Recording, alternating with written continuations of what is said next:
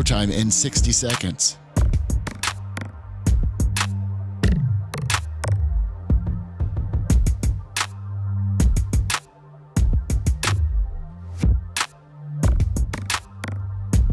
"45 seconds.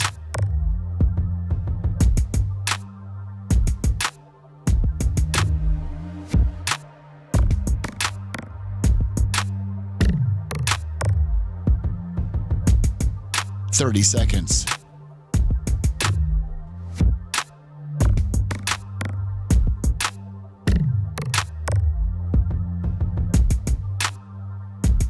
The show will start in 15 seconds, and this is your last audible warning.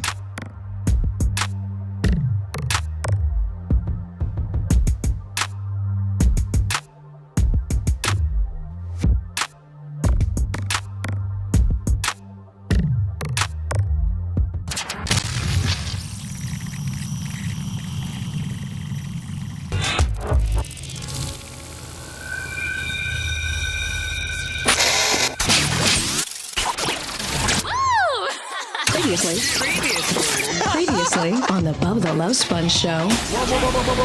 Gene, I don't think you and John are going to, I don't think this is a good combination at all. No, I think it is. They just got to, they got to really mesh. Yeah. You know what I'm doing? Don't even say we got to find a common ground. Gene, John Bird can maybe come to the powder coat, and you can show him a little powder coating later today. Yeah, you want to feel Jewish? I'm going to put you right in the oven. Gene. Oh, my God. Gene. Wow. You're listening to the Bubba the Love Sponge Show. Broadcast rights for the Bubba the Love Sponge Show have been granted to this station by the Bubba Radio Network and is intended solely for the enjoyment of our listening audience. Any rebroadcast, retransmission, or other use of this production without the express written consent of the Bubba Radio Network is prohibited. Monday, the 19th of January, 2026, the Bubba the Love Sponge Show.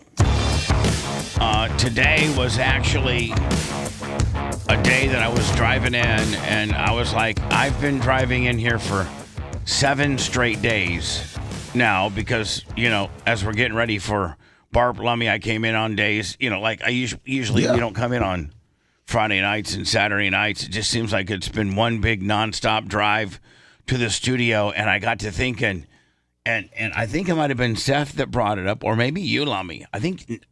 I don't know, but I was thinking about, I think we almost need the Monday after Barb off. Oh, yes, we need to celebrate the great MLK. And one thing is it's a national holiday, and most people are not working today in celebration or to observe, I should say, the great Martin Luther King, Martin Luther King Jr., wasn't it? Martin Luther King Jr. Yeah. Mm-hmm. And to celebrate the great things that he accomplished and stuff like that. And I know a lot of banks and radio shows and what have you. And it is a national holiday by all means. So I think from this point moving forward, Lummy, the Monday after Barb, we take as a day off. Okay. Because I feel like I've been flattened by a steamroller. I am exhausted, but I just, whew. What about yesterday? You didn't recover yesterday? But I came into here. I drove into here to help put the tables and chairs away. It was me, Lummy, and Big Red that were here, taking the, folding the chairs up, putting them in their containers, folding the tables up, getting the heat lamps all together so that when Sunbelt Rental comes and picks up their stuff, it's ready to go. And when Brian Bernhardt from Coastal Tent comes, it's ready to go. We were taking out trash and 45-mile-an-hour winds. Oh my God! Yesterday, did we check that light that fell over? I didn't even want to tell Macho Man that one of his lights fell over. No, we didn't. It was not checked. Yeah, and we might want to tell him that. Hey, Mach. Hey, Mach. We got to check the light. One of your lights fell over. It didn't crack the lens, but we immediately started expediting getting stuff put away. When that happened, you might want to just plug each of those. Whose idea was it to schedule a podcast today, too, by the way? Me. Oh, okay. Yeah, Never I mind. just, yeah. What a cave.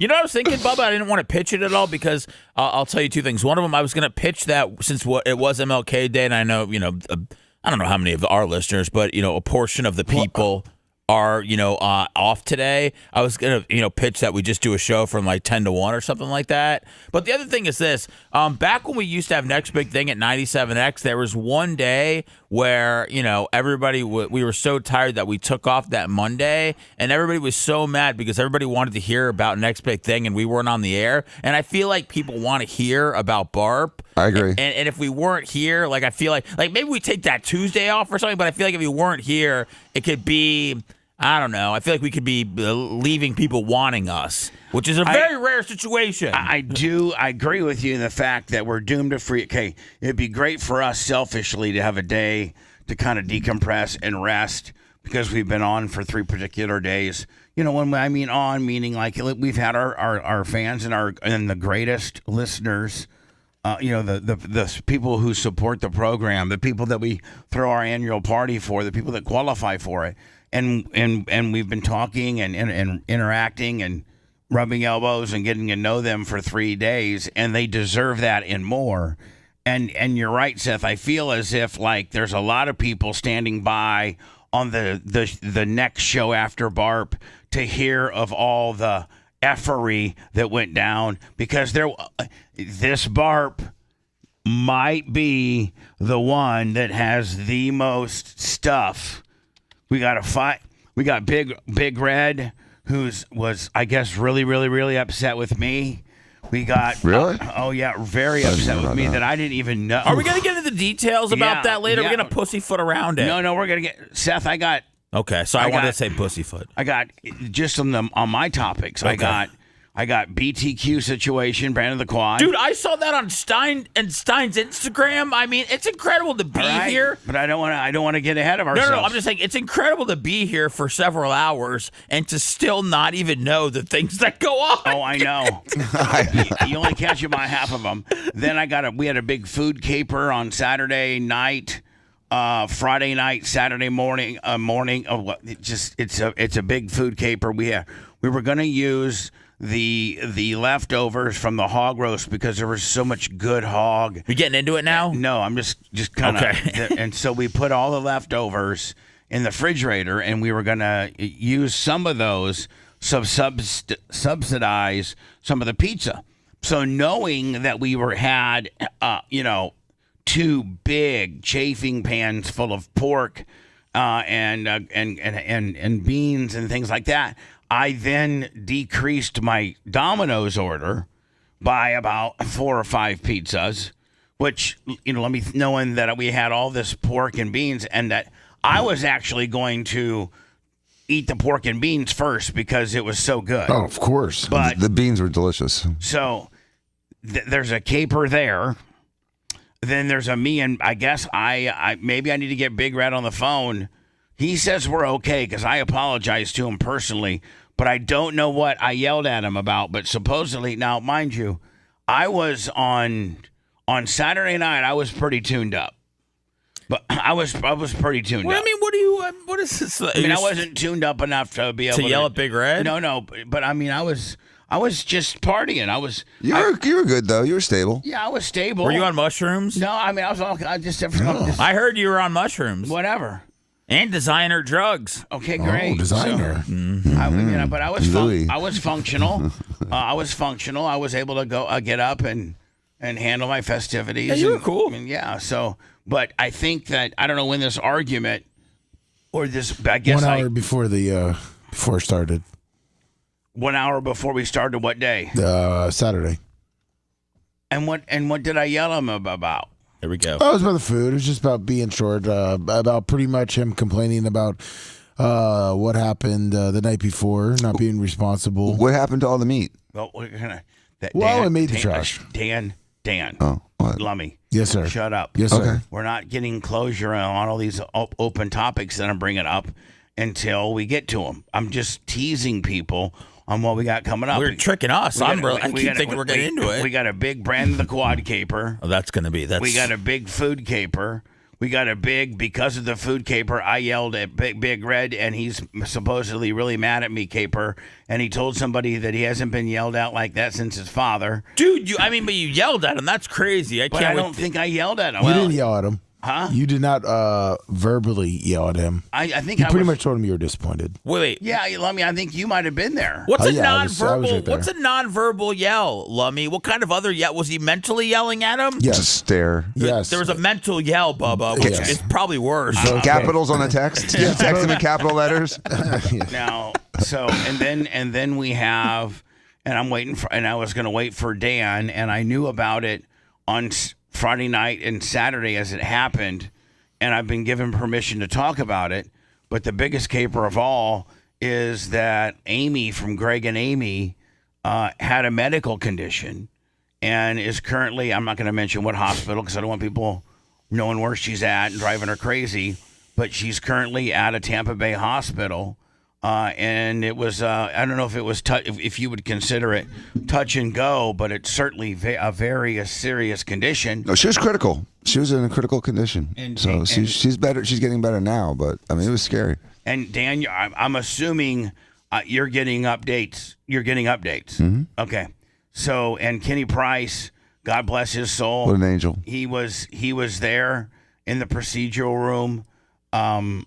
So Dan would have been there, but he can't be at that hospital for whatever reason. I don't have privileges there. Yeah, they're really strict about if you have privileges there or not. Didn't Dan get banned from like 6 local hospitals after COVID? Just one. Oh, good. There's only really one hospital in town that's got a problem with Dan, and it was. It also has to do some malpractice cases there that we've been plaintiffs' lawyers for. Right. It's meaning like on the other side of the fence.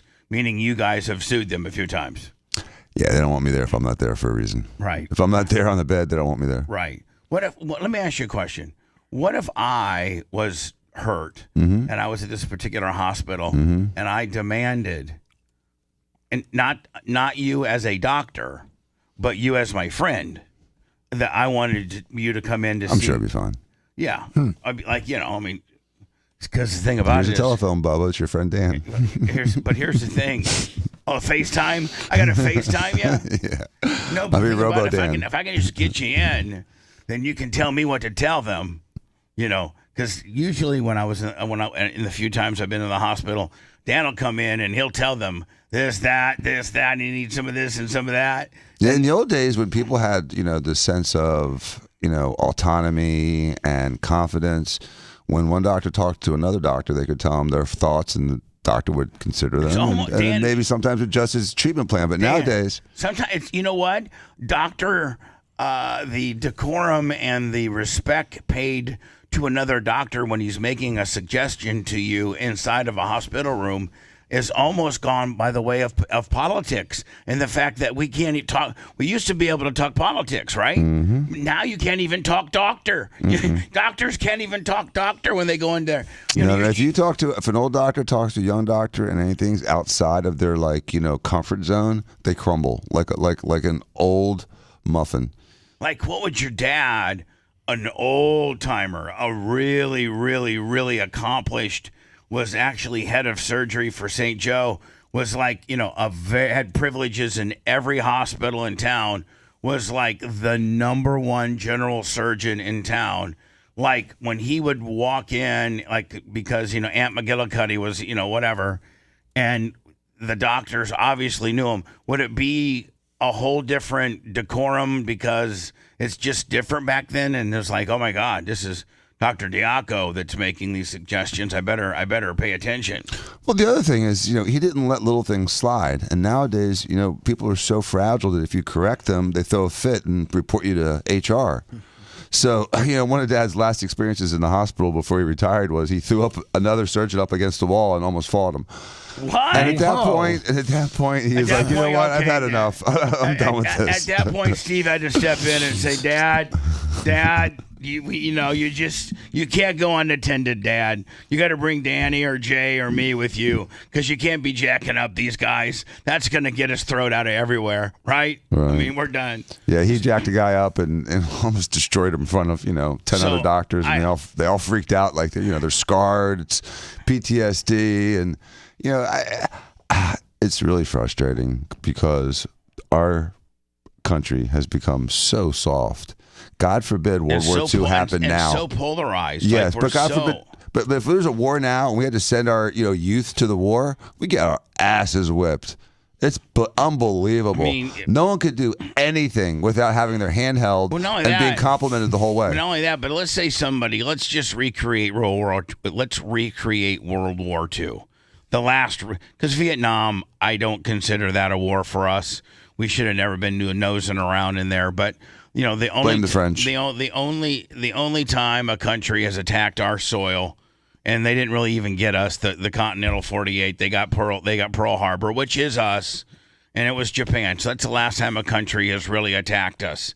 But boy, unless you consider 9/11 an attack. Yeah, you're right. But I mean, I'm just talking about an organized country and their military and airplanes and bombs and things like that. And so, man, our entire country, FDR got together and declared war, and everybody was just out for the common cause of, women would go to work at manufacturing plants to, remember what was it, riveting Betty the Riveter, or remember there was this one real famous girl that could rivet planes together, and we all came together for a common cause, and people sacrificed. They rationed food. They rationed clothing. And they were like, man, our country. I love our country, and those damn Japanese.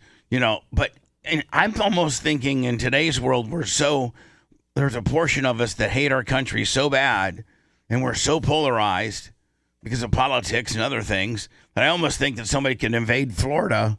Like they did Pearl Harbor, and there'd be half the country that would be like, I don't really think we should go to war with them and bomb the hell out of their country and make them have to pay for it. Russia could hit us right now with some of those secret missiles that they've been showing off. The hypersonics? Yeah, they got something that'll come right from Russia to MacDill in 6 hours.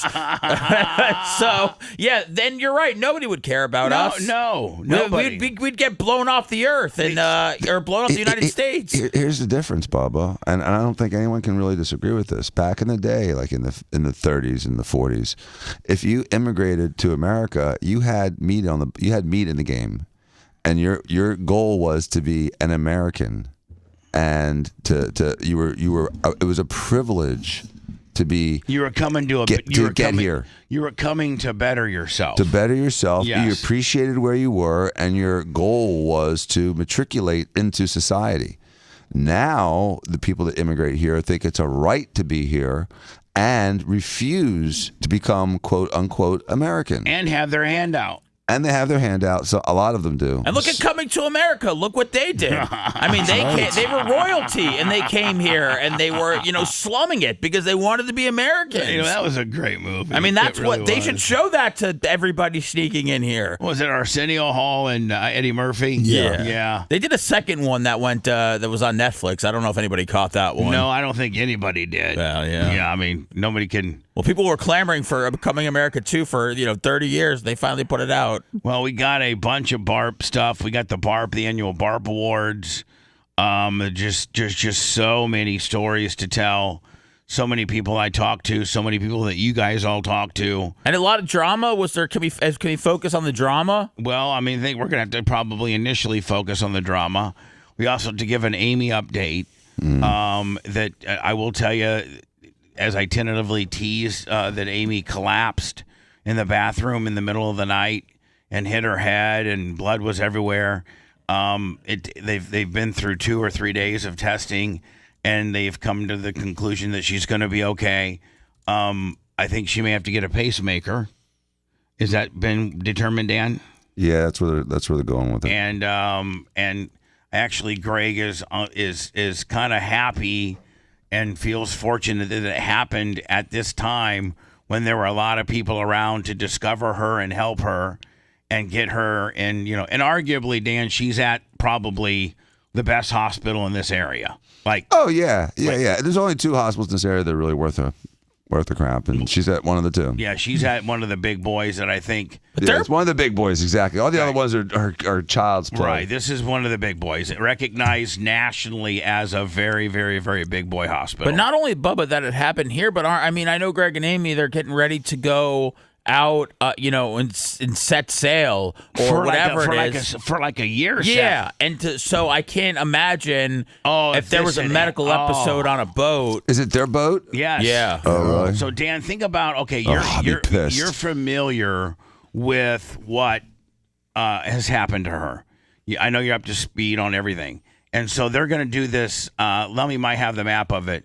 Did I ever show it to you, Dan? They bought a boat. Iceland Mike is getting them to get it mechanically sound, because he's a good guy. He's a good dude, and he's I think he's accomplished. He's a seaman. He's a captain, but I think I think he's the kind of captain that can like drive one of those big 300-foot cargo ships. Yeah, he's a commercial captain. Yeah, he can pretty much sail anything. Right, he could be if the guy from Carnival Cruise had a heart attack, he could step in there and get on that. Exactly. Yeah.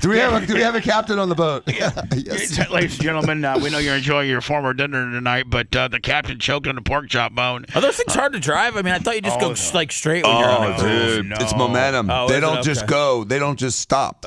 They just keep going, and they don't want to go. They're just so heavy. And they're so heavy, Seth. So, to bring it into port, you gotta. They have side thrusters, and they have pilot boats too to help. That's why those tugboats are there. The boat can't maneuver that finely. It's so big. I take back my negativity about cruise. What are they called? Captains. My apologies. Oh yeah, Captain Stubing. Now, half the time, Seth, 90% of the time, they're just sitting up there hanging out because the boat's just going about 21 knots. Just in one particular. They probably got an autopilot, right, Dan? They put it on a course.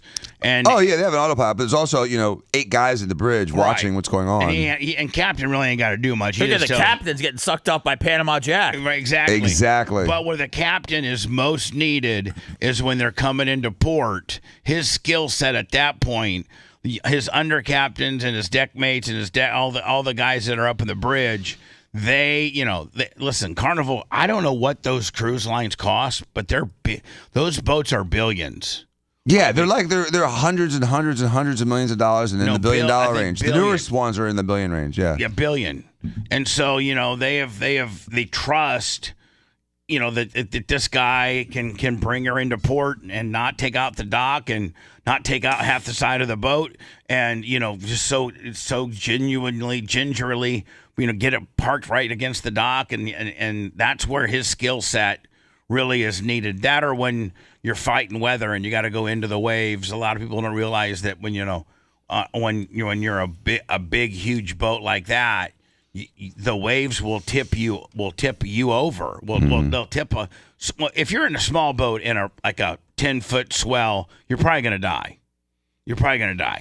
I've been stuck in one of those with one of 2 engines damaged coming back from the Bahamas in 10-foot swells, and we thought we were going to die. And what size boat? It was a 31-foot center console, narrow one with 2 engines, and we lost an engine about 30 miles outside of the Bahamas on the way back in the Gulf Stream, and it was 10-plus waves, Lummy. Oh my God, it's lucky. Honest to God, whoever the captain of that boat was. Yeah, his name was Rip. We kissed the ground when we made it. I would have kissed Ripped. It took us 6 to 7 hours. I would have taken the whatever hundreds I had left in my wallet, Dan, and given to him and said, I will never be able to make any kind of money in my life because I would be dead. Like the other one that was the other captain that was Bingo and Fabrizi are great captains, and we were out on Fabrizi's 38-foot yellowfin one time, and like a storm just whipped up out of nowhere. And we got these 8 to 10-foot swells that are coming, and I'm Fabrizi's on the stick, and I'm like, you're going right for the wave. He's like, if you go sideways, it's gonna tip you over. Yep. You got to go into it and just ride it out. And that was the scariest I've ever been.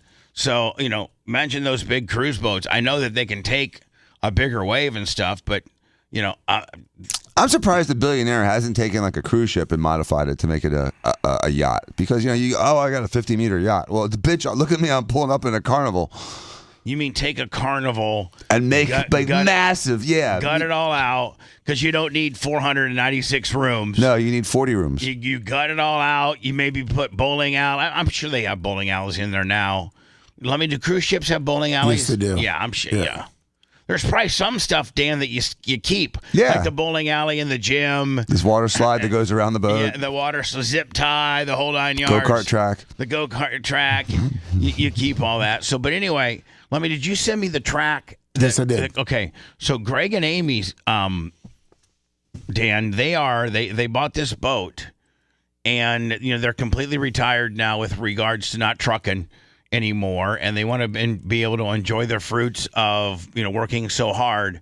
So they're gonna, I think, do they put in here, Lummy? Or they put in usually, here? well, it depends. I think they're getting put in the Virginia area. That's the loop. What a magical loop. This is called the America's Great Loop, and so you take it all down the eastern seaboard, and then and then there's this cut through Lake Oak. I never knew about this cut through. Did you? It only works if it's not too dry. If we're in a drought like we are now, sometimes you can't get a boat through there. Oh, okay. Otherwise, you have to go all the way Yes, around. you are correct. But they could cut through Florida. Yep. Potentially. They're going to strategically time it, Lummy, so that when they're next year's BARP, they're in the Tampa. They're Were they going to go counterclockwise or clockwise? No, they're going this way. Yeah, counterclockwise. No, really? Yeah, they are. Isn't that bucking the current the whole way? No. You're going down. You're going upstream on the river, and you're going against the. I don't know. Maybe we got it wrong. Maybe no, they said they're gonna leave and the Gulf Stream. Yeah, and head down south first, and then come around. Yeah. So because of the time, because they're gonna be in Florida in the winter, because you obviously don't want to be in the Great Lakes. Okay. And all So that Dan, kind you of want to stuff. you want to strategize it so that you're down here in the winter time, so that you're not getting up in here to the Gulf of Mexico till like April. You know what I'm saying? Yeah. Like March, April, you're here. And then, now you're all, May, June, July, you're up north. Yeah, Right, I understand. July, I get it. like maybe August, like maybe September. And then by like when it starts getting, October, you're back, you're done. Right. Actually, Dan, if you had a bad enough boat, a badass, how kind of cool would that be if like you and Jimmy Cleavis like went on and did that? I think it would be unreal to do that kind of trip. But obviously, you need like retirement kind of time. It's a long. You talk about 8 months to a Jimmy year. would probably get tired of each other. Yeah, I'm sure we'd kill each other. So anyway, here's the deal. Thank God, and I'm not trying to say this in a disrespectful way, but thank God this happened when Amy was near, one, a lot of friends, two, a couple of doctors, between Kenny Price and between Dan and things like doctors. Close to a good hospital. Close not to, like, in Big Bend. Yeah, like if she was, right? if she's up here, in the Upper Peninsula of the UP of Michigan. Yeah, and has to go to a Canadian hospital where they make you wait like 6 years for an MRI. Right. So think maybe the one good thing is that this would have been one of the best places for her to have a medical emergency. I'm sure it messes up her plans, though. You can't go on a trip like this right now. I'm sure it's going to take a month or two before she's safe enough to do something. I don't think they were going to start this until, the next month or two. But aren't pacemakers pretty, Yeah, but they still got to put it in, and then the first couple of weeks, they're putting it in today. Oh, they are putting one in today. I think you put it in today, and they say that she could potentially be out of the hospital like in 2 days. But so probably the only potential complication would be is, can you fly with a pacemaker? And that would be a question for you. I would think you can.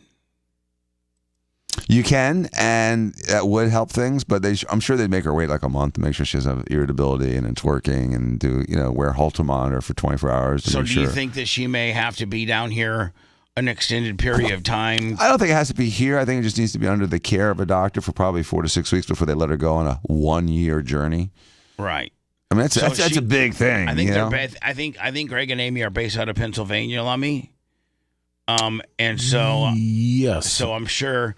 What will the pacemaker doctor down here find out who the best pacemaker and nearest their town is, pacemaker, and then they just talk pacemaker talk, the two doctors? Exactly. And Pennsylvania's got great hospitals. They have a good hospital system there. So, like, Dan, if you have a girl that does a procedure down here and she lives, like, in, St. Louis, Missouri, you have her, maybe you look up the plastic surgeon that you'd like for her to follow up with and St. Louis and tell her. And do you pick the phone up then as a doctor and say, hey, Dr. Jones, I just have a patient down here, just did a rhinoplasty, just did a boob job, just did liposuction, whatever the many services you offer. They actually live in your city. Could you do a follow? I mean, can you do the follow? Is that what you say? Yeah, you look up with the doctor and say, if there's any problems, can she come see you? And then you try to do like video follow-ups unless it requires something more intense. Are most doctors pretty cool about it? Yeah, they are, especially the older ones. The younger ones get all nervous. Well, what about you? Have you been asked? I've been asked and I've asked. I've done both. Perfect. Yes. And again, it's a club. You try to take care of the other guys in the club. I got an update from Ken Price if you want. I'd love to She's have doing it. better. And by the way, I was given permission by Greg to talk about this. This was a major situation that happened at BARP. Dude, you broke the Hogan news. Now you're breaking the Amy news. Yes. I mean, you're the go-to guy you. for hospital visits around the Bay Area. So I told it's not a HIPAA violation. Let me just. He's not a doctor. Let me just stop you, Dan, before you continue on, because I do want to get an update from Kenny Price. But I did get a hold of Greg yesterday. I'm like, Greg, I didn't say anything. They gave me permission to say something on stage Saturday night at BARP that Amy was suffering through a medical emergency, and let's all pray for her. But I didn't have all the particulars. Well, Ken Price just texted me 30 seconds ago, so with updates. I know. So that's why I told Greg yesterday, I'm going to open the show up first quarter or the first little bit of the show with the Amy situation and get me as much up-to-date information, because I'll have a doctor here that can interpret this information and help me give an update on Amy. So that's why I didn't do it on stage Saturday, because I didn't really, quite frankly, Dan, you are part of it too. We didn't know Saturday what you know right now. Right. So this is the latest and greatest update for Amy. And so I got permission from Greg yesterday to speak about it now. And we're all, Greg and Amy are on board. They are one of the they're scouting Big Gulp, Brandon the Quad, Scott Did they start Langer. the Ducks with us? No. Were they the ones that first That came? was the Yinzers. That was the That was Yinzers. Yinzer did that? Okay. That was a Yinzer, and she doesn't have the pretty writing. He does. He's got the bitch-like writing. You know what? The Yinzers are great people. Yeah. They Wait, what really. do you mean he's got the bitch-like writing? Fancy, nice, neat. Remember when the Yinzer sent me something? Yeah, that's not. And I was like, oh my God, Leslie has the nicest. No, it was him. They're messing with you, Bubba. No, that's her. You can't write with a penis like that. Okay. Guys can't write. Guys can't write like a girl. Well, it's like impossible. You can't. You're right. I said I 100% agree. Thank you. A doctor's agreeing with me. It came from her, guys. I'm just telling you. It's okay. They're right. It came from her. Exactly. No, the information came from her. Oh, okay. Meaning All right. All right, sorry. Dan. So what's the latest on Amy from Greg and Amy? Okay, so first of all, let's just kind of separate the two things. She has a heart problem, and then that resulted in a head injury when she fell. Okay. So from her head injury, her CT scan's stable. She still has headaches. Turns out she does have a skull fracture. Oh. Back of the head. Wasn't Kenny Price calling that the entire time? He was thinking it, yes. Yeah. When they finally found it. And then the problem Now, hold on. is... Can I ask you a question? Are both of those curable? Like, okay, you're going to be okay? Yeah, she has a little bit of a bruise on her brain and a little bit of a fracture. And sometimes a fracture is better because you don't get the pressure buildup. Oh, okay. So the If fracture. it's not fractured, it's like, it just builds up pressure and you end up with, needing a bolt. Looking like Frankenstein, where they literally put a bolt in your head to decompress it. Right. So a skull fracture. A little bit of a brain contusion, like a little brain bleed. Like a little hematoma. Yeah, like a hematoma in the brain. Okay. But it's more in the brain. It's not like between the brain and the dura, so it's not like a subdural or above the dura, like epidural hematoma. just a little bit of a brain contusion, which usually heals pretty well. But the problem is it was caused by, a syncopal episode. That means when you just kind of like drop out of nowhere, which was cardiac in origin. And to fix that, because she's having some arrhythmias, they're going to put a pacemaker today. Now, did it start out her going to the bathroom? They found her in the bathroom, passed out, just blood everywhere because she had knocked her head. Mm-hmm. That's where the head injury started, but it started out as a heart issue. And The heart made her faint. Did her heart like go into like an AFib type situation? It could have been worse than AFib. I mean, Ken Price was seeing runs of what we call asystole, meaning like the heart just doesn't do anything. So when a pacemaker detects no heartbeat for a certain period of time, it fires one up. And so it sends a little electric charge, which triggers a heartbeat. That's what a pacemaker does. It prevents asystole or will sometimes get triggered by a certain rhythm. Is she conscious? Can she talk? Yeah, she could talk. And when that thing hits, you feel it. It's like you got shocked like in the movies. I mean, like it's like she's not, she hasn't gone. You trying to make a call, Sponjo? No, what I'm saying is like she hasn't gone down from a 110 IQ down to a 46 or nothing. No, I don't think anyone's alleging that she's had like a cognitive injury. She wasn't dead at all for like a certain period of time, was she? No, I don't think she's not. But Seth, arguably, she was dead for like 10 seconds at a time, several times. Really? And that's what makes you drop. Yeah, if your heart stops beating, you're dead. Now, so that's what defines life, Seth, is what your heart's doing. When your heart stops, you're stopped. That's why I see a heartbeat at 6 weeks, Dan. It's a life. Arguably, yes. So Seth, it's not a life, at least till implants. The reason why the reason why my stepfather died was because, and he could This is why we have an AED machine. See, you know what, Dan? That AED machine, if that had happened here, that AED machine we have would have saved her. Wait. If she was in asystole or went into asystole because of a problem, was going to stay in it and not come back, then yes, absolutely. But she spontaneously started beating again. So it was temporary. You have a little 10-second run that'll make you faint, but it won't kill you. Some people that have, they're a little older, may have a little bit of more chronic disease. They go into a short run and it doesn't come back, and that's what happened to Eddie. Right. So anyway, my stepfather playing cards at the clubhouse, and he gets into an AFib situation like Amy did, but Amy's heart kicked it again and got it going at 10 seconds. And my stepfather's heart didn't, and nobody knew CPR, nobody knew chest compressions. And here's the sad thing about it: the clubhouse that my stepfather died in, they have an AED machine, and it was locked up in the pro shop. And then the other one they had, battery was dead. So if they would have had just a functioning AED machine, my stepfather would be with me today, because all he had was an AFib moment, but the heart never kicked itself going again. That's kind of so. I mean, to dummy it down, Dan, Amy had an AFib moment, but her heart kicked it. Kicked back in. Spontaneously came back. Sent another mule kick at 10 seconds, which got her heart going again, but caused her to pass out and fall down because you don't have your heart in. Your heart stopped for 10 seconds, which means all blood flow, everything. So she hits her head. That's what's so. And then, when my mom tried to lawyer up with Jay and, hold these people accountable, they have so many different veils and different, like the HOA and the CDC and they're so well insulated for liability that it's almost, Dan, isn't it almost impenetrable? Like it's virtually the way they've made it. You can't really seek justice on something that they did wrong. I mean, they genuinely could have saved my stepfather's life.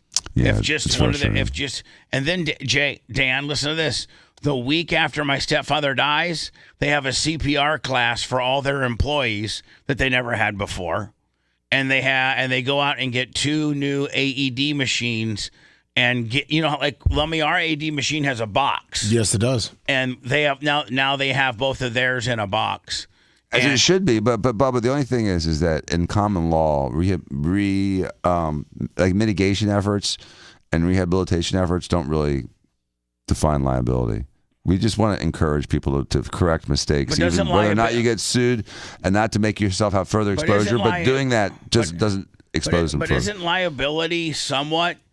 Aren't you somewhat liable if you have that machine and the battery is dead? No, that's a mistake. That's a problem. There's no question. Okay. That's a problem. But them buying new machines, making them more accessible, teaching CPR to everybody. That ship has sailed. But those things are okay to do. Even if you're guilty, it doesn't make you more guilty to do them. No. And I wasn't insinuating that. You know what I'm saying? They're good remediations. I was only insinuating that if we had been able to take this to trial, don't think Jay would have brought up the fact that, oddly enough. You can't, though. That's the whole point. Oh, you can't. That's part because you can't use that to worsen liability by trying. Like if you have like a tree that's sticking out in the street and a kid comes by and hits it on his bicycle and it like clotheslines him off the bicycle, and then like you go out and immediately cut that tree down, that doesn't make you more or less guilty. That just makes you responsible. I understand. Okay, cool. But meanwhile, did you see the pictures I sent you? Did you email or did you send? I just texted it to you, but Lovey's got them. But I just want you to see them first. Right, okay, well, understand that I can't pull texts up on the air. Oh. So. Okay, well, I did send them to Lovey. You should know that. Who's this? It's me. How? Has any of your brothers, has Steven seen this? No. Yeah, well, breaking news. Did he get the penile implant? No, He got something better. he's in trouble. That's what he is. He's in trouble. Dan's in trouble? Yeah, I know his brothers. And, did he buy something? No, he hurt himself on his hand, and he's been told by, that would be like Lummy. If you're a field goal kicker, right? Yep. You're from Warsaw, Indiana. And you're from Warsaw, Indiana. You can beat the Bears. You can beat the Bears to the last second field goal. But if you're a field goal kicker, you don't stop the elevator with your foot. You don't. Your feet, and particularly the foot you kick with, is like that's your moneymaker. Like that is your moneymaker. And so Dan's hands, because of sutures and just everything that Dan does with his hands, plastic surgery is all about, your hands.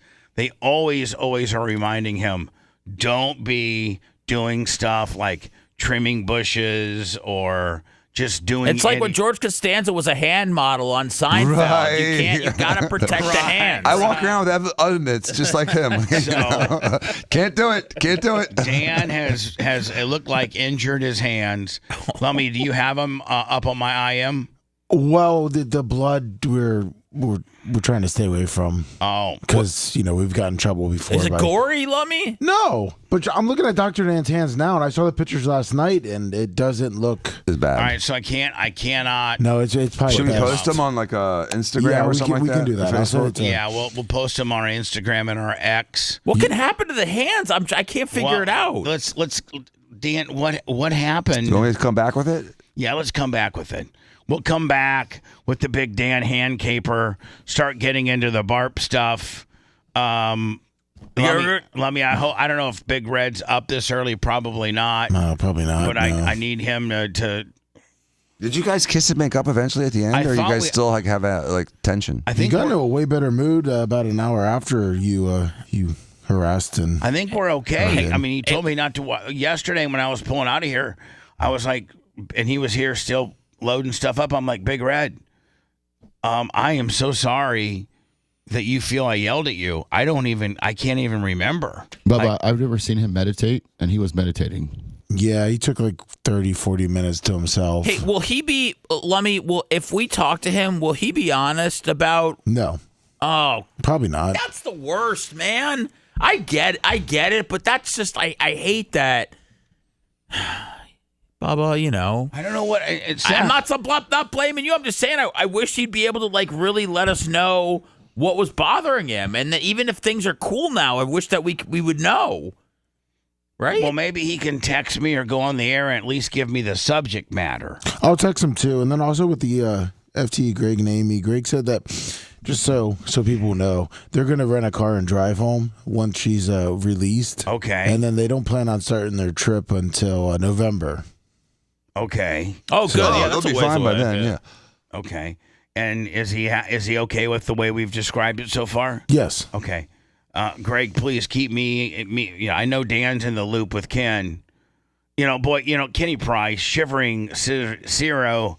I don't even know how to pronounce his Shivering Business Zero says. Yeah, he is. Listen, he's a real brain surgeon. For real. We do this every year. We have to try to convince people. Even that time,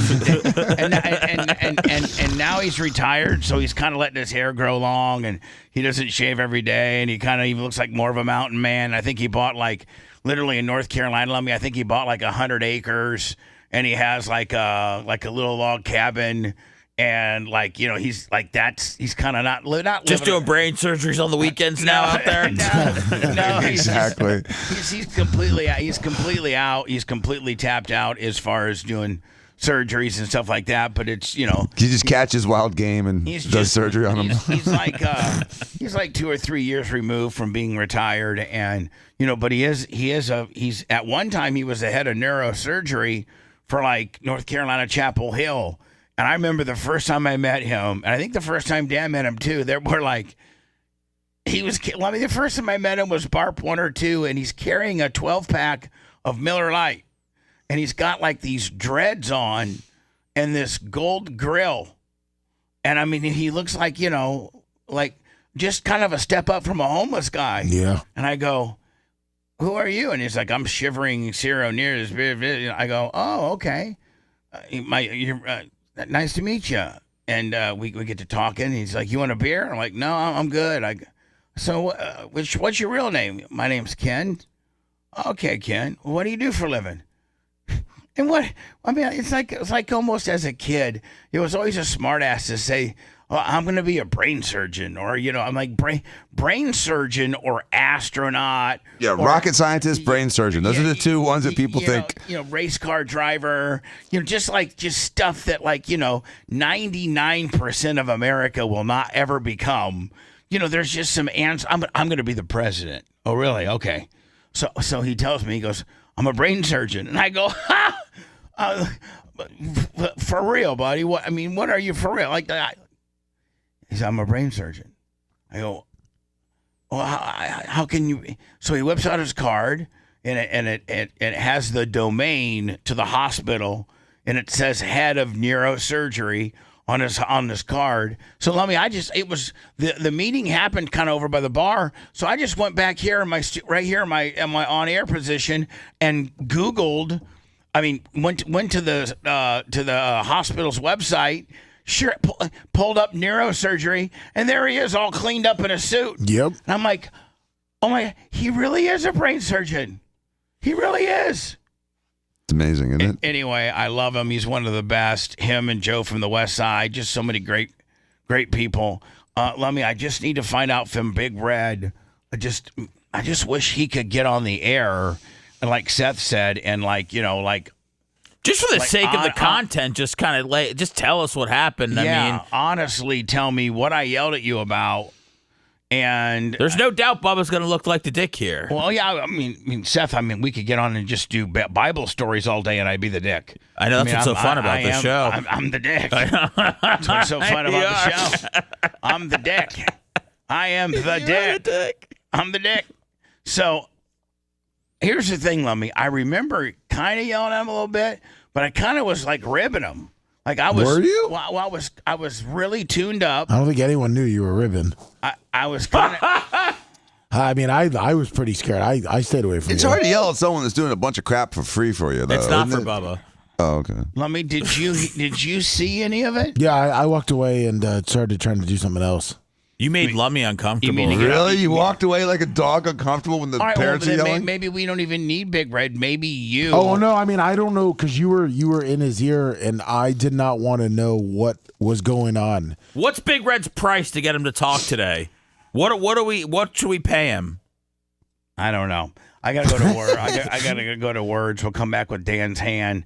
I text Big Red, see if he's up too, so I'll. And Paper Towel Willie said it started with him throwing out the food because of the fridge. It's because of the food, and that's all of my fault. So we'll get into all that. That's all of my fault. Lummy, we do have 2 new items: the new tactical bag, the camouflage tactical bag. That's good looking too. That everybody loves. You can put your firearm in the back. You can put your car keys, your iPhone. You could actually pack a little lunch. Like you could actually put a. You know what? I think Dan puts a couple monsters in his. You could put a couple monsters. I could do a lot of damage with a couple monsters. We're no longer with monsters. We're with Bucked Up. That's right. Oh, by the way, that cherry Bucked Up was absolutely delicious. There's only been one Bucked Up that I haven't liked, and I know the Bucked Up guys said I can. They wanted me. They're like, listen, you don't have to like every one of them, but the ones that you do, I love the Miami. Have you had the Miami yet? Miami Vice is amazing. No. The Miami is unbelievable. And then I had the Rocket. Rocket Pop? I had the Rocket Pop. And what did you have, Dan? The cherry is unreal. I got a cherry. It blows the Rocket Pop out of the water. I put all 3 different flavors that we have in here. They should be in your fridge. I just didn't like the lemon. I tried the lemon. Oh, the protein one. That's not energy, though. That's just protein. Oh, the lemon's a protein one? Yeah, there's 2 proteins that we have, and it's protein, no energy. Okay. Oh, okay. I didn't like the lemon. But you got a cherry up there? Dude, I'll give you like his hand. Bubba should have all 3 flavors in his fridge cold. What are you offering, Dan? Why you got Dan up there on my I got to have a Celsius if you want to give me a little No. It's friction. just the cherry was absolutely delicious. All right, I might have a cherry for you. Do we have more cherries? Of course, we got a couple cases. When you get, They're just not. we need cold. to get cooled. Yep. So anyway, buckedup.com. We're currently experimenting through their energy department, and I think we're going to do a deal with them where all you see us is where. And by the way, I really like it. Like the only thing I haven't liked was the lemonade deal, and I didn't know, Lummy, that was an energy. So I just threw my lemonade one away and got a Miami one. There you go. Yeah. So anyway, up on Bubba Army merch, Bubba Army store, Bubba Army shop, the new Alpha 26 is out. Dan, have you smelt the Alpha 26? Yes, it smells great. No, you did? You did smell it? How long has it been out? It came out Friday. Yeah. Then I have not smelled it. Okay, then so I'm sorry. I think it must have been Alpha 25. Yeah, so you need to come up here real fast. Okay. And spritz yourself how you would normally spritz it. Now, Dan, these are 2 Creed. I took 2 Creeds and mixed them. Which they encourage. Yeah, which they encourage you to let. All right, well. It smells great. Yeah, it's great. Do you want to put any on, or will that I mix? have some on already. Oh, okay. Well, we'll just throw another one on. I thought you were supposed to mix them. Oh, Dan doesn't even. Dan kind of does it in the air and tries to poof up to it. I like just going straight white trash like that. These are this is by far the best we've had so far. So is this the 3rd one? This is, we did a 24, a 25. Yep. And this is a 20. This is the 26. It will. I'm just going to tell you right now, it will sell out. It will sell out, and it will sell out fast. And for $39.99, I've had people. Who would have thought you'd be a perfume connoisseur? And you've really done a great job with all 3. Because I got this guy that formulates them, and he works with me. And he's like, I'm like, listen, I like the Creed Adventus, and I like Adventus. I like that. They have 3 Adventuses now. Did you know that? Yeah, yes, because I tried all 3. This is actually the second one. Is that the dark black one or the light one? No. This is the dark black one. This is the dark black one with the other one that's got a gold top and gold embossing in it. I forget which one that's called. And so. Imperial, maybe? I think it might have been Imperial. It's a good smell. And so I said, have you ever mixed Imperial with Avantas? And he said, no, usually my customers just want ones that smell like one or the other. I said, can you mix them and send me a sample? And he did. I got the sample about 1st of December, and I was like, oh, yeah, This is. It has a complexity to it, you know what I mean? Because it's not just one smell; it's a lot of different smells. It starts off one way, it kind of matures into another. And it's like a tutti frutti. It is a tutti, and it's unbelievable. I know people that have bought the other volumes, 24 and 25, and they only bought 1 bottle, and by half the year they've ran out. So I would encourage you. if you use it every day, It don't last much more than 6 months. yeah. And this is a big bottle. This is the Yeah, but that full-size bottle still, if you use it every day, is only going to last you about 6-7 This months. is about 3.4 ounces. Get a 6-pack for $150. I don't know if we're offering those yet. Oh, we're not? Sal. Okay, sorry. Seth wants to bundle them. You know what we could do, though, man, is we could do, this just make Merch Crick's life worse. Oh, if boy. you take the $30, I got to tell you, man, that tactical bag seems like should be like another $10 as much as cool as those things are. So if the perfume's 40 and the tack bag's 30, that's 70. Dan, maybe you could do a bundle for 65 if you buy both. You know what I'm saying? Bundle them. That's a good idea. Nope. You know why? You know why we can't do that? Because we were only able to make 150 tack bags. Oh. And I made a lot of perfume. I'm not going to tell you the number. Can we call it cologne? I feel better about it. Yes, cologne. I don't know why I call it perfume, but cologne. It's Ed du Toilette, it's not. If you want 24/7 on-demand Bubba and the crew, go to BubbaArmyHQ.com. Right now. The Bubba the Love Sponge Show will be back after this.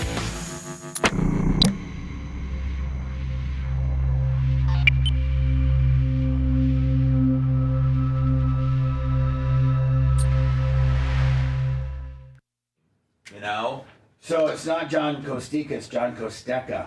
Right, I mean, we realized that, and he would never say that to you, but, it got me thinking. Do you like what I do with my art? How instead of charging people, I just gave it to them. Oh, you gave art away? That was sweet of you. Oh, I didn't know. We thought You had a couple pictures out, so you were trying to get bids at first, and then decided just to give them. I'm just trying to get bids. No, Were you trying to get bids? No, I had no. I tore the bids off of them. Because I couldn't see a price on it. I tore- no, Right. I tore- I was curious. Here, Danny's a cherry or something? go in there and get in there and get it, but don't take. I'm not taking shit. Make sure there's 2 cherries. Don't take shit. Cherry candy, zero sugar, cherry candy. Okay. Can you take one? Yeah. I'll take one. Definitely. These are delicious. Oh, Doctor, your dad's thing just came up on the screen.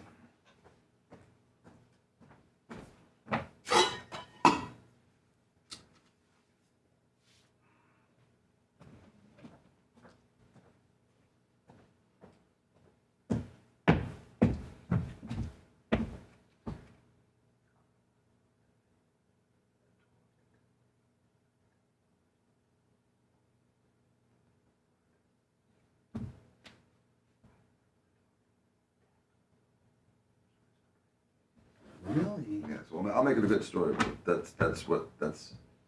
Should we talk about that? Yeah, fuck yeah. No, that's what I'm saying. Fuck yeah, I want to talk about it. Well, I feel way better about. Hold on. I feel way better about your injury I being. wasn't doing like a chainsaw. No, I feel better about your of it being that than you out clipping the hedges and doing something Well, that's why irresponsible. I wasn't doing anything irresponsible. Right? No, I'm just saying that's nobody's gonna have a problem with that. I know. But the way you made it sounds. I know. I felt like you're being dumb, fucking, Doing some yard work. doing your skateboard at 35 with no hand pads, and you fucking hit a Jane Castor pothole, and you fucking.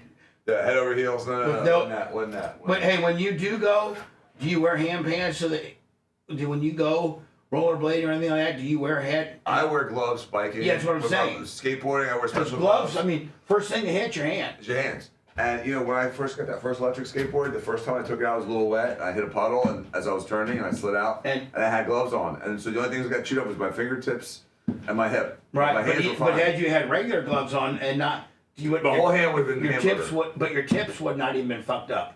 You probably had the tips one, where your tips Yeah, come and I out. changed it to now full glove. Right, you would have had nothing. Nothing.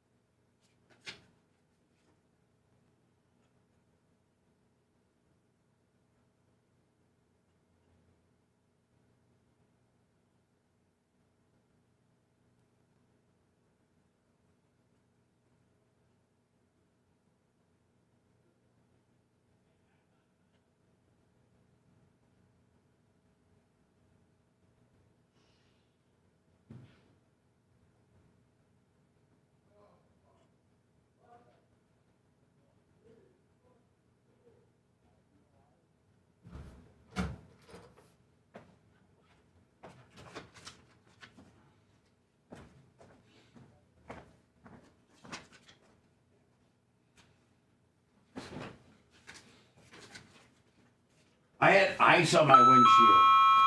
Really? Yeah, I'm gonna talk about that today.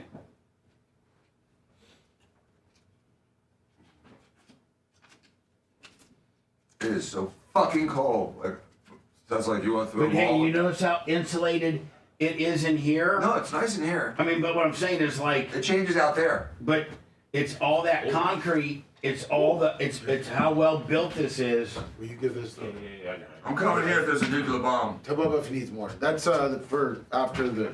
Did you go outside, Sethy? Oh yeah, you were able to find. I'm trying to get more too. I'm just doing it pretty much quick. I know that's not the greatest synopsis, but Okay. I'm trying to call him and cancel. it's fucking frigid. Oh, I can't drive. Is this guy a little bit back?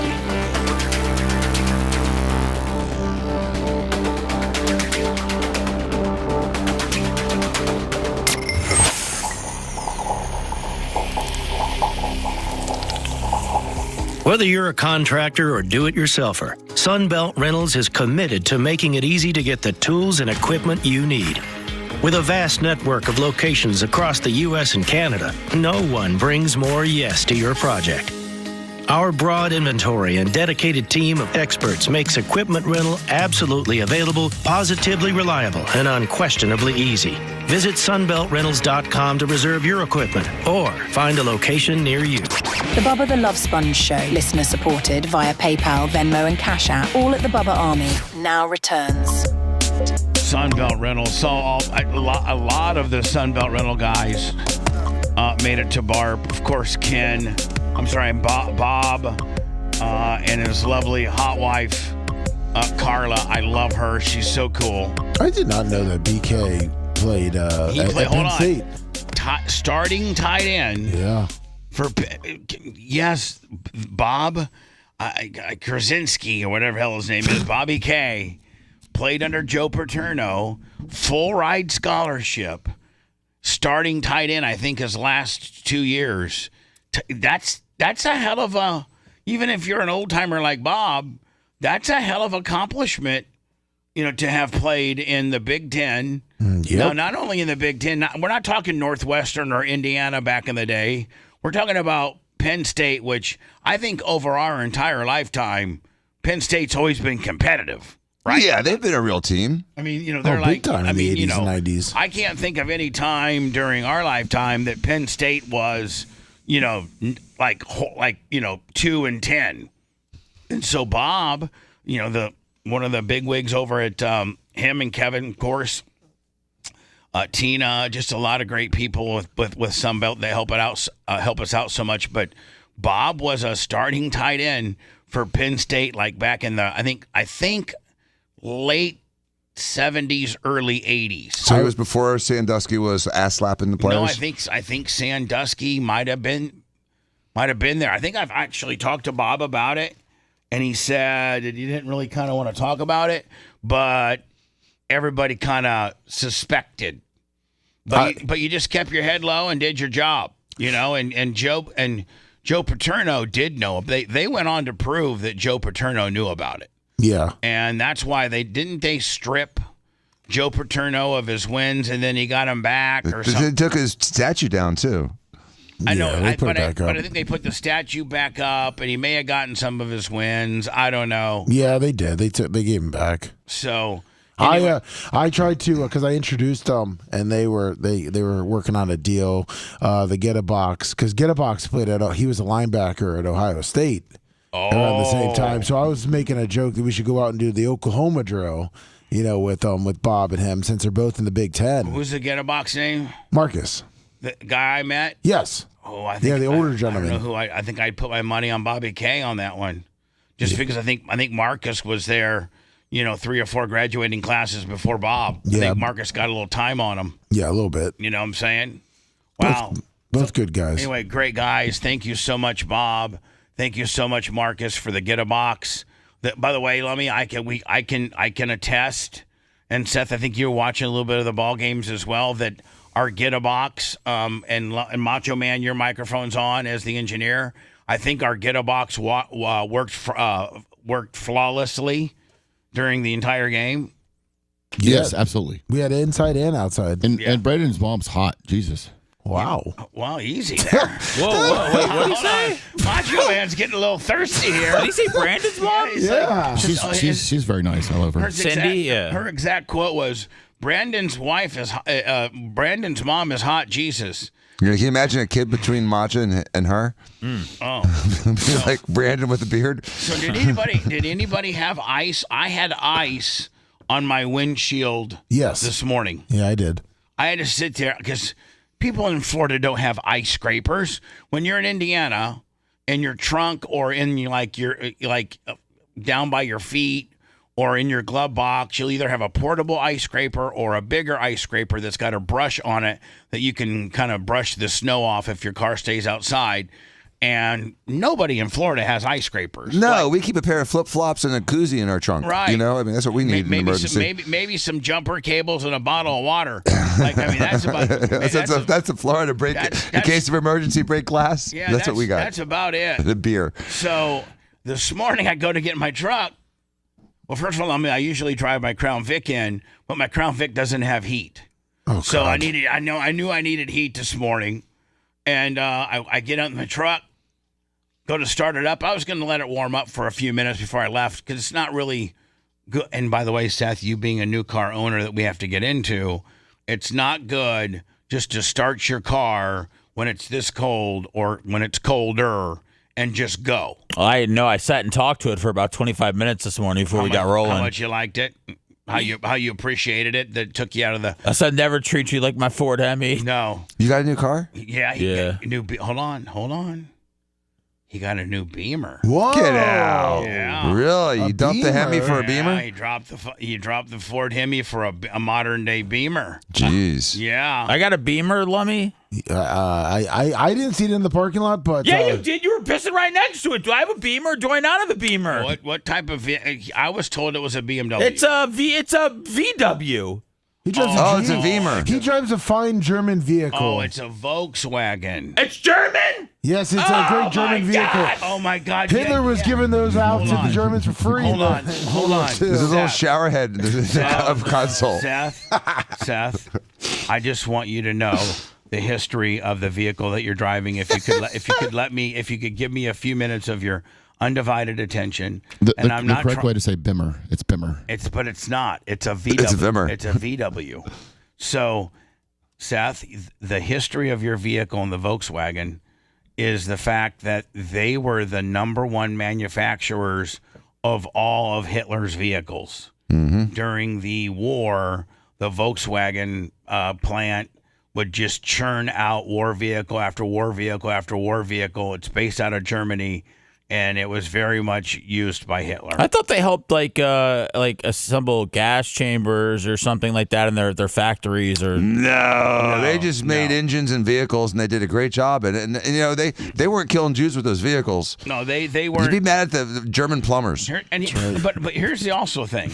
I'm not trying to stick up for anybody that participated in the Holocaust or anything that participated in Hitler's war.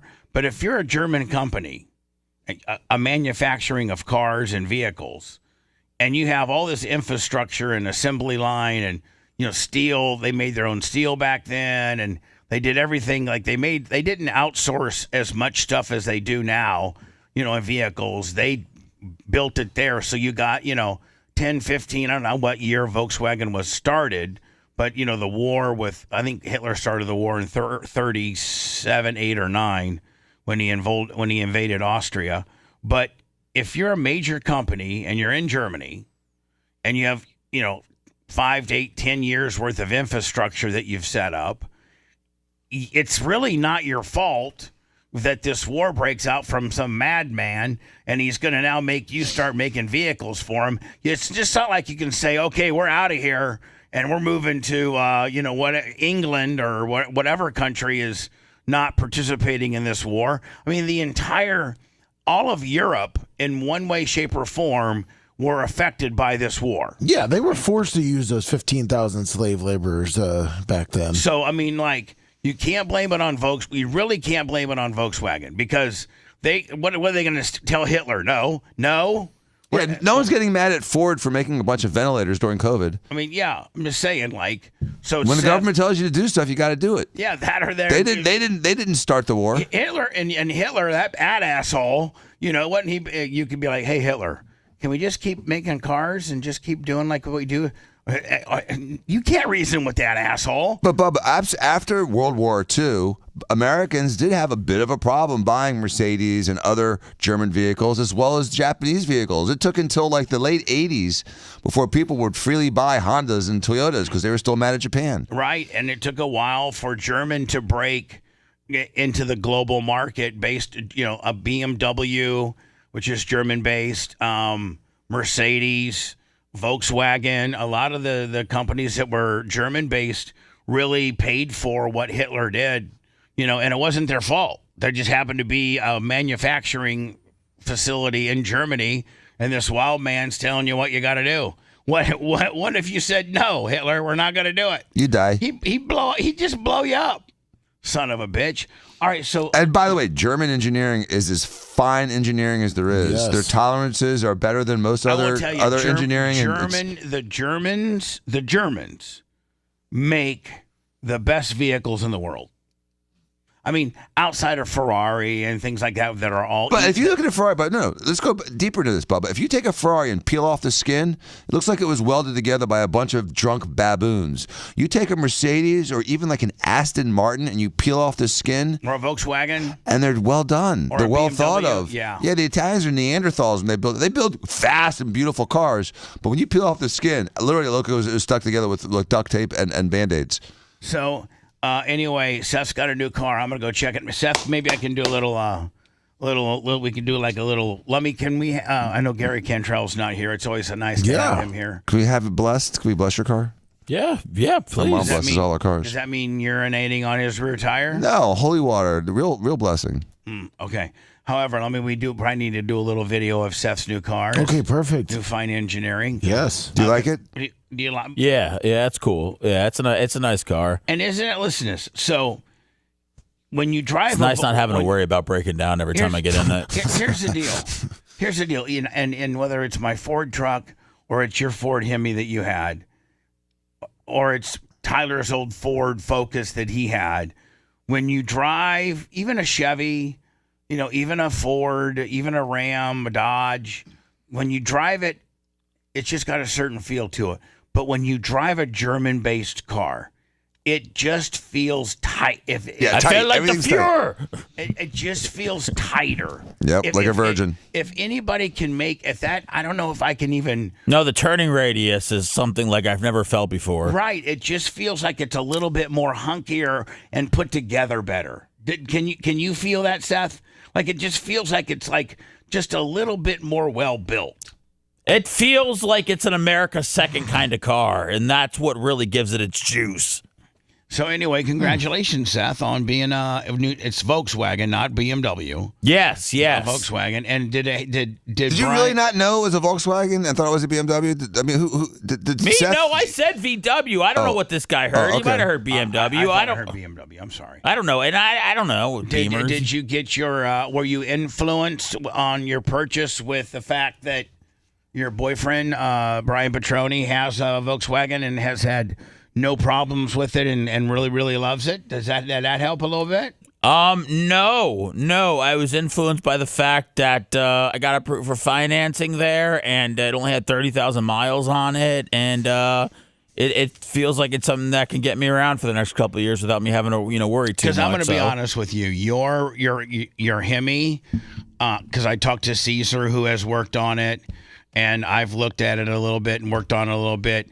You were at that point with that car where it was going to start nickel and diming you. It was going to start, we did put new brakes on it and we do put new tires on it. We said it needed a new transmission. Yes, it was, you were borderline, probably 5,000 miles away from a new transmission, maybe a new timing chain, maybe new upper and lower ball It was joints. shaking, Bubba. Yeah. For the last month, it was like even when I was driving.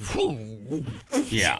That car, you got rid of it Thank God, because it was going to start nickel and diming you, big time. They were only trying to give me $500 for that on the trade-in, but I got him up to $1,000. Whoa! So Dan, I guess we need to elaborate. We cannot show the picture of Dan's bloodied hand, and he's cleaned it up, and I'm sure you've band-aided it up and Silvadined it up and the whole 9 yards because you don't want it to get. Dan, are you pretty much is a person pretty much insured that if you get cut like you did, or you kind of have an accident on your hand or your leg or your shin, if you immediately, and it doesn't require stitches, okay, it's just like a little cut from a knife or you smashing on a bolt or something like that, but it doesn't require stitches.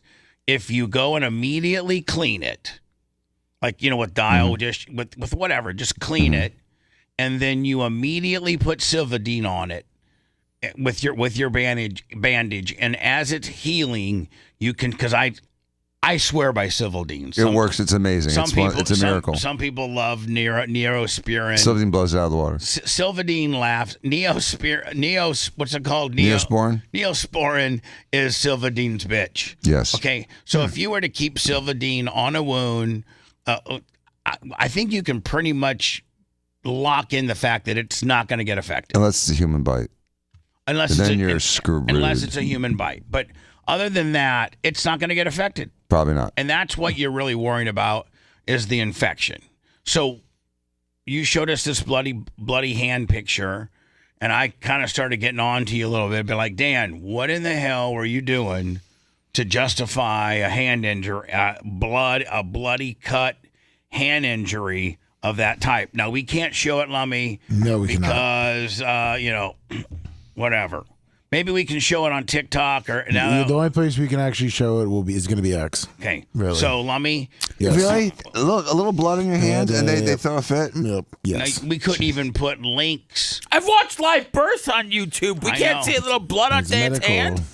So we'll put, if you want to see the little Dan's bloody hand from yesterday for however long, whenever it happened, you'll be able to go to our X channel, which is at the Bubba Army. Like everything is Instagram, Facebook, YouTube, you name it, we got it. TikTok, it's all at, TikTok is Bubba _. I'll get into that later. So Dan, what happened? And by the way, go to our X channel, the Bubba Army, and we'll show you the picture of Dan's hand. It's really not that big a deal once he cleaned it up. The picture that I saw was right as it was happening at its most bloodiest moment. And he then, of course, doctored himself up, and it's like, Dan, if you were to raise your hands now, can you always see is just it's not as bad. Bandages. Yeah, it's not even bandaged right now. I'm letting it breathe. Letting it breathe.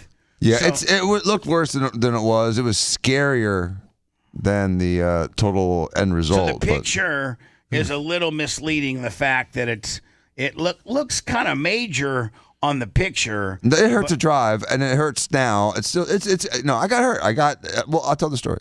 Okay, go ahead, tell the story. So I did a road trip yesterday with my kids.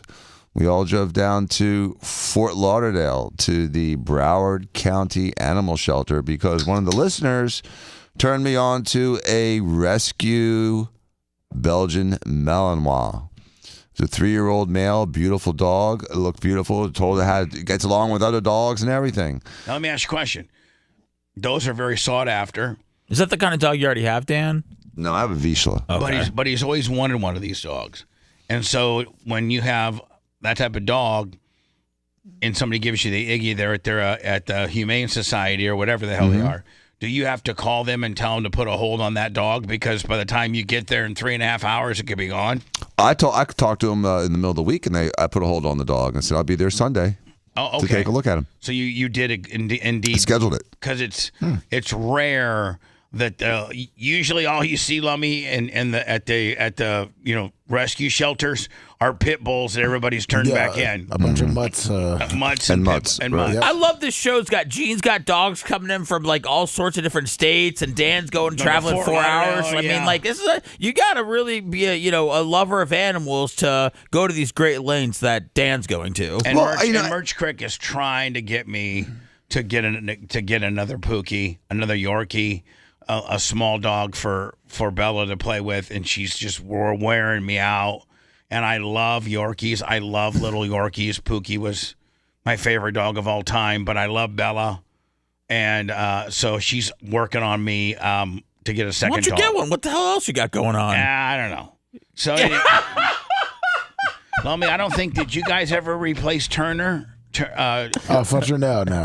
We're waiting until a Walker's 4-year-old, another dog. Like, you don't need any of that. No, we do not. Walker's handful enough. Yes, he is. Right. All right. So, Dan, you and your kids drive down to Fort Lauderdale because you've put and my dog. I bring the dog too. Your dog. Because it's supposed to be like make sure that the dog gets along with everybody. Okay.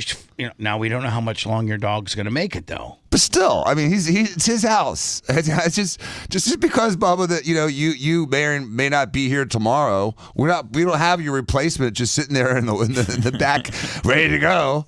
I mean, well, and if you did, you would want me to at least get along with them, right? Exactly. We don't want you it doesn't want to be someone that you're fighting with. By the way, Lummy, I am drinking. It's the first time that I've had the cherry candy bucked up. Yes. Oh, is it good? Dan, you'd had it before. Yeah, it's a good flavor. Oh, it's a great flavor. Oh, I love it. Thank you, bucked up. 10 calories, no fat. And is that 1 or 7? One gram of carbohydrate. That's nothing. It's 4 calories. So Dan, continue on. So you, Sophia, little Danny, load up and my dog, the Tesla. Huh? Now the Tesla make it there? No, I took the V. I switched out. Took the V. The Escalade. Yeah, because I needed the back for the dogs. I was going to theoretically come back with 2 dogs. Okay. Now, how is your current dog about driving in the car? Slept the whole time. Doesn't get car sick? No. Slept the whole time? Yeah, he just sleeps. He's chill. Okay. Now, what do the kids do for the 3.5 hour play on their Talked, phones? slept, whatever. A little of each. Right. All right. Refused the radio. Silence. Like when we weren't talking, it was just quiet. They didn't want the radio in the background. I don't necessarily disagree. Danny was watching, the previews for the football games, and Sophia and I were just chatting. All right. So we get there and they're ready for us, but then they make us wait about 10 or 15 minutes. And now, do you bring in your dog with you? Well, we brought him into the lobby and then got kicked out of the lobby with the dog because there was other dogs going back and forth, and they said, "Why don't you just wait outside?" So we're outside, and finally they say, "Okay, let's go to the back. We have this big pen. We want everyone to meet in the pen." And I'm walking back with my dog and the lady. I'm like, "Well, shouldn't I just kind of go in first and meet the dog, and then then my kids, and then maybe introduce the dog?" And she's like, no, everyone at once. We'll just go into this it's a big yard. It's a big pendant area. I'm like, okay. Not smart. So hold on, Dan. I'm with you. I'm thinking that let's bring in the family, me and the family. Let's see what this temperament of the dog is around us. Yeah, first me, the man, who's going to be his alpha. Right. Let me see if I like the dog.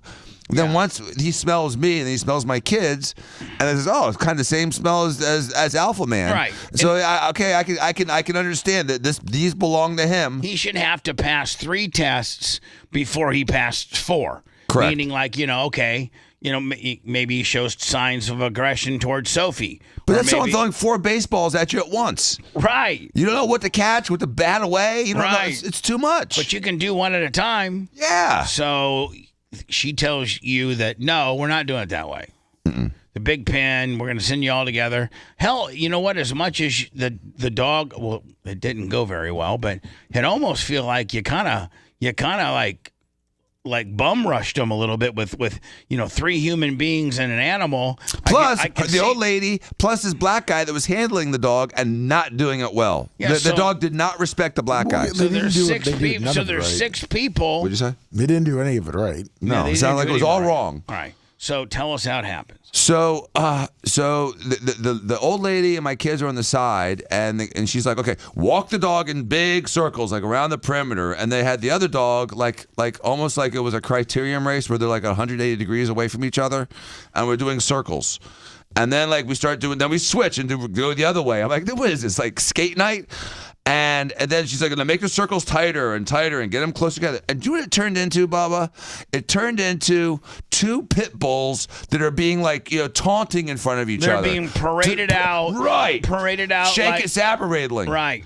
And all of a sudden, that dog starts getting really excited. And I'm thinking, and Doc is kind of ignoring him. He doesn't really, he doesn't care. He's an old dog. He's blind. He's deaf. He can play with 80-pound Rocco all day long. He's active. He's healthy. He's not aggressive at all. He's never bit anyone. And so this dog's really, smiling, but really getting excited. And the more they do this, the more jacked up this dog is getting. And finally, when he gets close enough to Doc, as soon as he gets within quote unquote arm's reach of Doc, he freaking bites him. And he doesn't just bite him, he grabs him right in front of his thigh, where his thigh meets his tummy, that little groin area almost, and grabs him and won't freaking let go. Oh, man. For 40 seconds, Doc is screaming. My kids are screaming. We got 3 adults trying to separate the dogs. I wish we would have had this on camera. Oh. And then Doc eventually is has no idea what's going on, because the dog came up from behind him and bit him. So Doc it's like, what the hell? I'm just chilling. Now is Doc like, arr, arr, arr, eventually he starts doing that, and then he reaches back to bite the dog, but my hand's trying to do the alligator, try to open the dog's mouth, but it's a Belgian Malinois who's got the 3rd strongest jaw of all dogs, can't pull it apart. It's like trying to make an alligator pull apart. And then Doc ends up, I think, biting me. But because he's just biting at the area where it hurts. He's just biting at the area that's being traumatized. And my hands are surrounding the dog's face to help prevent him from getting me and trying to pull him apart. Took 40 seconds to pull the dogs apart. My hand's covered in blood. Doc's bleeding, and so obviously fail. Yeah. So now that dog's gonna, Did we take the dog out back and shoot it? That dog probably will get put to sleep. I mean, it's a shame. I tried to give that dog a good life. And here's the thing. Hold on. He spit in my face. No, but here's the thing, Dan. It's not the dog's fault. It's the shelter's fault. No, hold on, Dan. Here's the thing. There's probably better than a 60 or 70% chance that dog, under different circumstances, under being introduced the way that we all think that potentially he should be, that dog would have been a good dog. Yep. It could have been a good dog, and it was set up for failure. And I feel badly because, the dog seems super sweet, and she said the dog gets along with other dogs, but they did this almost like peacocking. Yeah, peacocking. They were peacocking,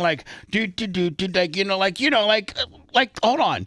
There's a knife fight in the Michael Jackson video. When MMA or boxers come out to the ring, and they start at their dressing room, and they got their music going, and they got, maybe their country flag draped over them, and it's a big peacocking event, right? And, they're right? It's a big build up.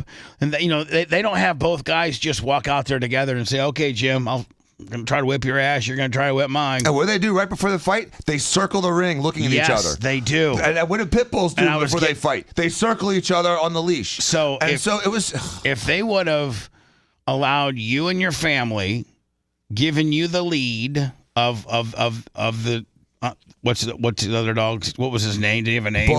Bullet.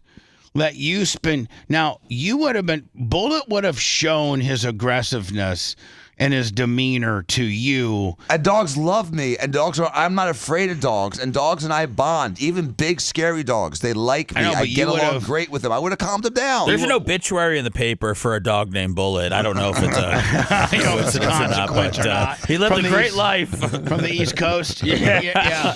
You got the East Coast Times right now? That's right. Yeah. So Dan, when I met Bella for the first time, Erica's mom, Virginia, God bless her soul, rest in peace. She had rescued Bella from the where I think Ashley used to volunteer, from the West Tampa Humane Society. Yeah. And Bella had already been turned in 2 times. 2 other families had her and couldn't handle her because she was wild and not mean, just wild, and she would run away. And did you know Bella's original name was Derby? Oh. Because she was always running a derby. So we go over on a 4th of July. I think it was 4th of July of 2020, and Bella's outside Erica's mom's little house, and it's got a little chained in area that might be as big from me to the couch riser. That's it. Like, I mean, it was not big at all. It might have been 10 by 10. So Bella she would just sit out there and she couldn't do anything. You know, you couldn't do anything.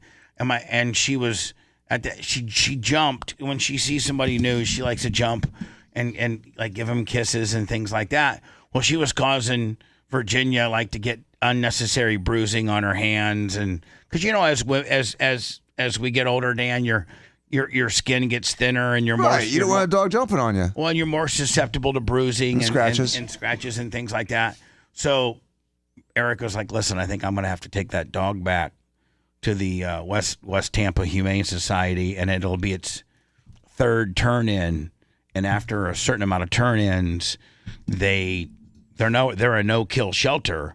But after a certain amount of turn-ins, they just euthanize them, they feel that they're just not going to be able to make it." Yeah. I go, let me go over and see that dog. So I went over to her, and first thing I did is I got very aggressive with her, Dan, like playing hard. Mm-hmm. Showing that you're the boss. Yeah, I was playing hard. I was pulling her ears, and I was grabbing her paws, and I was tickling her, and I was like kind of pulling her tail a little bit, like trying to have her chase her tail, and I was kind of trying to rough her up, a little bit, and just get her all riled up, and then put my hand down by her and see if she would bite it. And she would play bite it, but she would put it in her mouth, but she wouldn't clamp down on it. So then I wanted to say, well, some dogs, like German Shepherds, are the worst at shedding.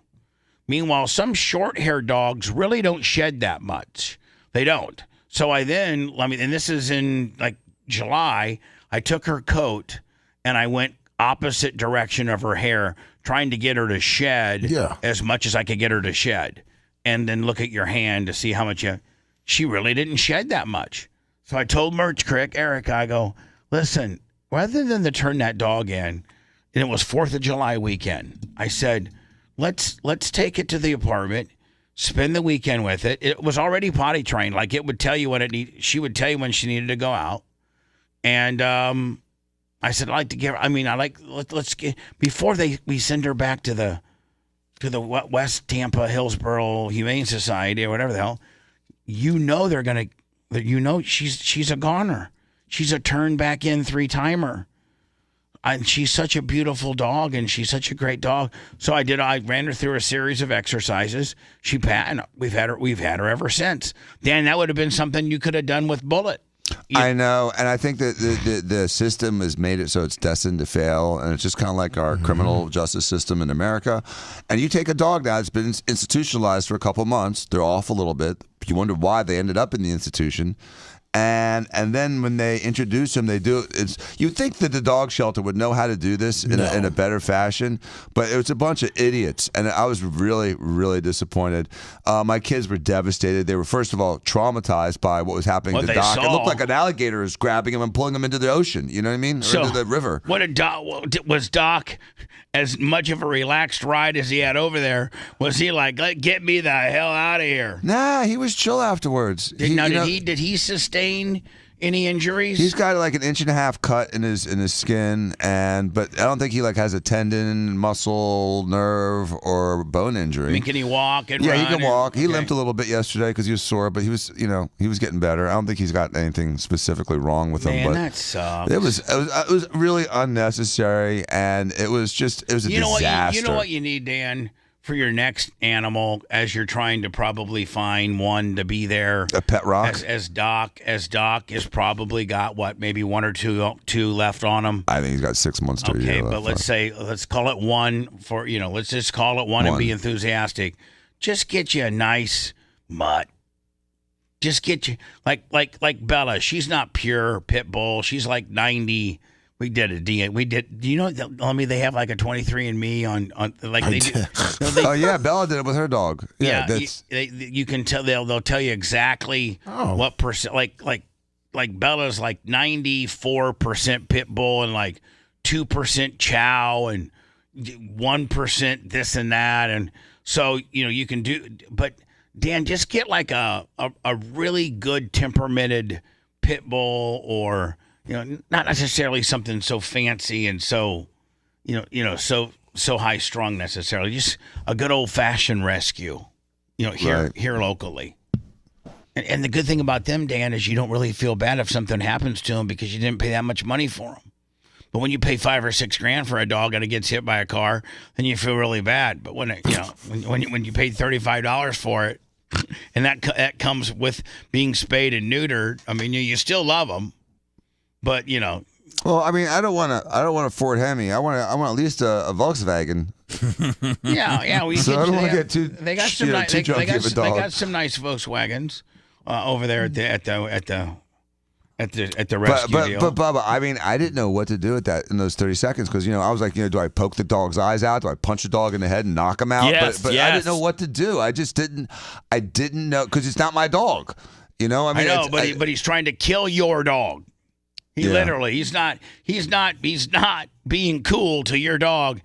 There's no pleasantries being exchanged for your at this point. I think you could have gouged his eyes out. You could have kicked him in the ribs in order to get him off your dog. He's plainly the aggressor.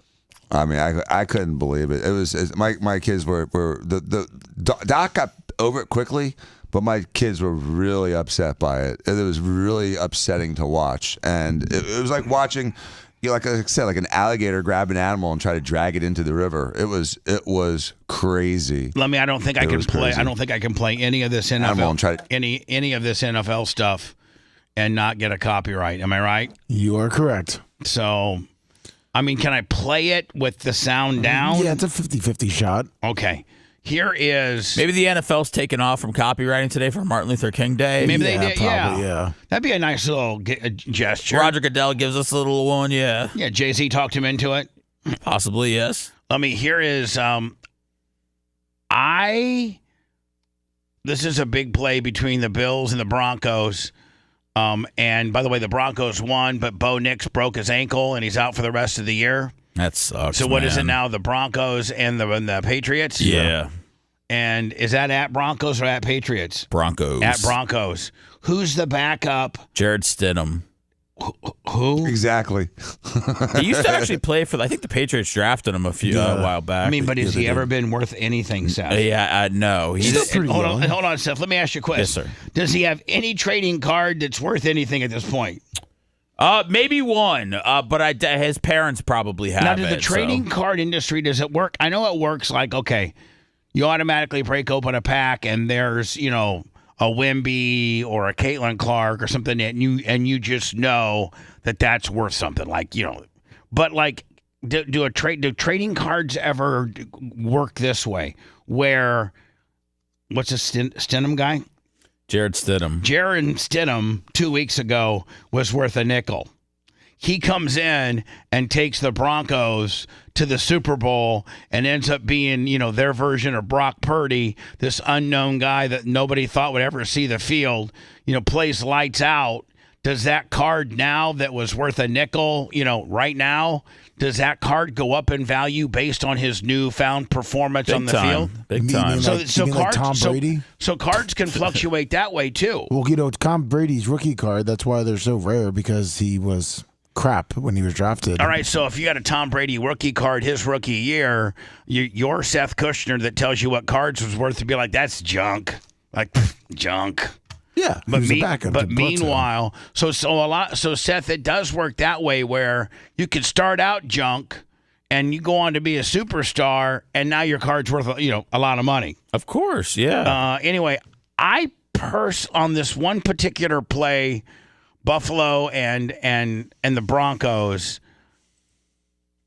I almost think that the guy had possession of the ball when he hit the ground, which at that point, I think the play's over, and then the Denver guy peels it out. And, this was a major, major turning point, or potentially a turning point in the game. I cannot play the volume, but I can play the thing. Here we go. So you can see, boom. So, and they ruled that an interception, did they not? Yeah. Here it is again. Okay, now Cooks has it. Possession. Still has possession. Knees on the ground. Hold on. Now he's down. Now he's down. He's down on the ground. Play's over at this point. And then also don't forget, ground can't cause a fumble. Correct. Okay. But it can in a pass as you're coming down with a pass. So hold on. Now is this where the possession starts getting taken over? There we go. Can we say this isn't a fumble and this is an interception? Yeah, they call this an interception. Yeah, interception. And they boom.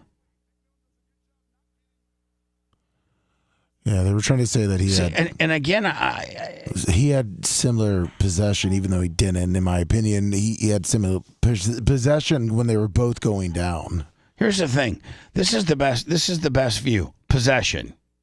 But both guys have their hands on it. Arguably. But if you look, yeah. But the tie always goes to the offensive player. Boom. Still more, I think at this point, still more Bills guy than Bronco guy. Agreed. Okay. Agreed. Now, really more Bills guy than Bronco guy. And he's down. And the play, it's over. The place, the guy, he's on the ground. Now look he's got the ball cradled here, and then the Broncos guy somehow strategically puts his hands in there. But let's not forget, about right here, the play's over. It should be what over. happens now shouldn't matter. They called it an interception. They say that might have been the key of the game. Did this happen? Wasn't that when this was that overtime? This fourth quarter? I think this happened in the fourth quarter. When they were driving to potentially kick a field goal and go ahead, right? Yeah. Which team did you want of these two teams? The Broncos. I wanted the Broncos to win. I hate the Bills. We might as well keep the Bills go to the Super Bowl and never win. Right? Yeah, it's starting to look that way. Yeah. Here is 49ers coach Kyle Shanahan revealing that Seahawks quarterback Sam Darnold was on Toradol, an extremely powerful painkiller, in order to play through his oblique injury. And Dan is like, Shanahan doesn't know. Yeah, and Dr. Dan, is this something that you guys used to just hand out? I was going to. You know what? We're way late, and I wanted Dan. I have a lot of opinions on this. Yes, so I really want to break this down because I specifically, wanted it for you. He's being salty, Shanahan here, by even mentioning Toradol. And Dan, Toradol is a very, very, very powerful drug and very, very, very regulated, is it not? Nope. It's not? Nope. I got some right here in my backpack. You want some, Sponjo? Wow. But it can completely get a guy through a major injury through a game. It'll stop pain. But it's not a major drug. But at the end of it's not Schedule 2 or 3. If it stops pain, are you doing more damage to that area, not being able to feel that area and continue to run on that bum knee or work on that oblique? Are you at that point masking the pain and could be doing more damage because you can't feel, your body produces pain for you to stop doing what you're doing to that part of the body. Mm-hmm. Can Toradol do that? Not much. It's just super Motrin. We'll get into that next. Want to listen to the show on demand and on the go? Enlist today at BubbaArmyHQ.com. Sign up and start listening. The Bubba the Love Sponge Show will be back after this.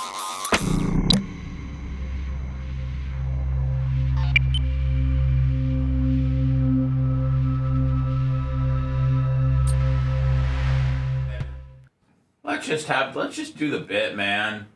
It's already halfway out. Let's just see it all the way through. Oh. Are we gonna have Brandon on when we talk about, the incident? No, but let me. Do you have the? It's in your messenger. Okay. What is the Stein compilation? Yeah. Hey, when did that happen? After 11? No, it was still pretty early on, probably 10-ish. I was still here when it happened, and I wish somebody would have told me. Yeah, we were all just standing here. I think I was outside after the I want to see your car that was built from the hair of Holocaust victims. Let me grab my keys.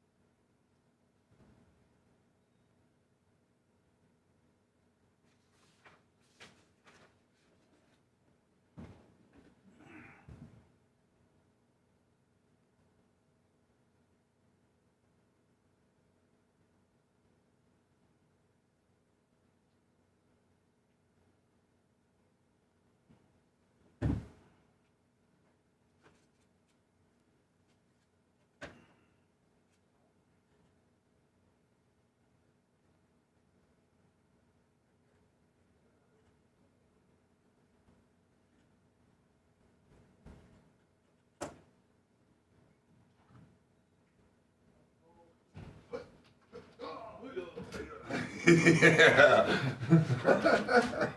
We can't do that here. Nope. Nope. We did it outside. Here's a little bit. Another. Let me send me your bonuses. Okay. Haven't done any. It's fucking cold. Oh, this new car's cute. Nice. Cute.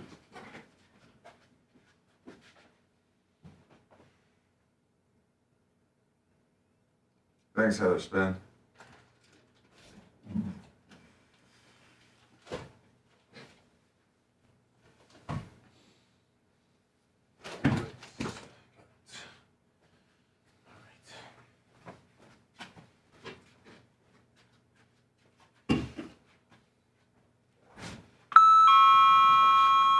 I hate Josh Allen. Why? He's a fucking punk. A punk? Punk. Never liked him. I hate that. All the commentators just fucking blow him every time they talk about him. Well, he's good though. So good. He's got vacation starts this week. Hey, listen, Dan Marino had that way too. Dan Marino's pretty good. Yeah, and so was the guy from Buffalo, Kelly. Oh, Jim Kelly. he did go there. Yeah. He did go to Maybe the Josh Super Bowl. Allen just end up like an alcoholic like Jim Kelly. Jim Kelly wasn't Play an golf. alcoholic, was he? He is now. He's always drinking. Jim Kelly? Yeah, it is. Oh my goodness! Woo!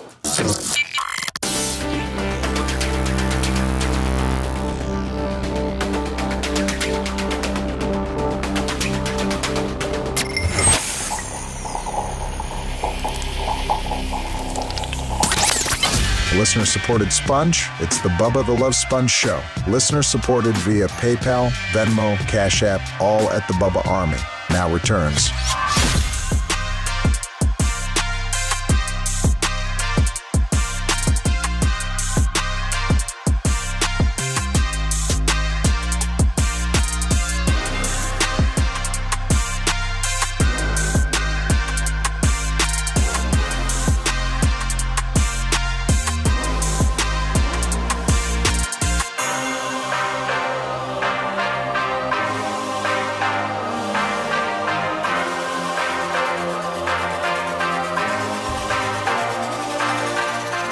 Dan, did you check out Seth's new little Volkswagen?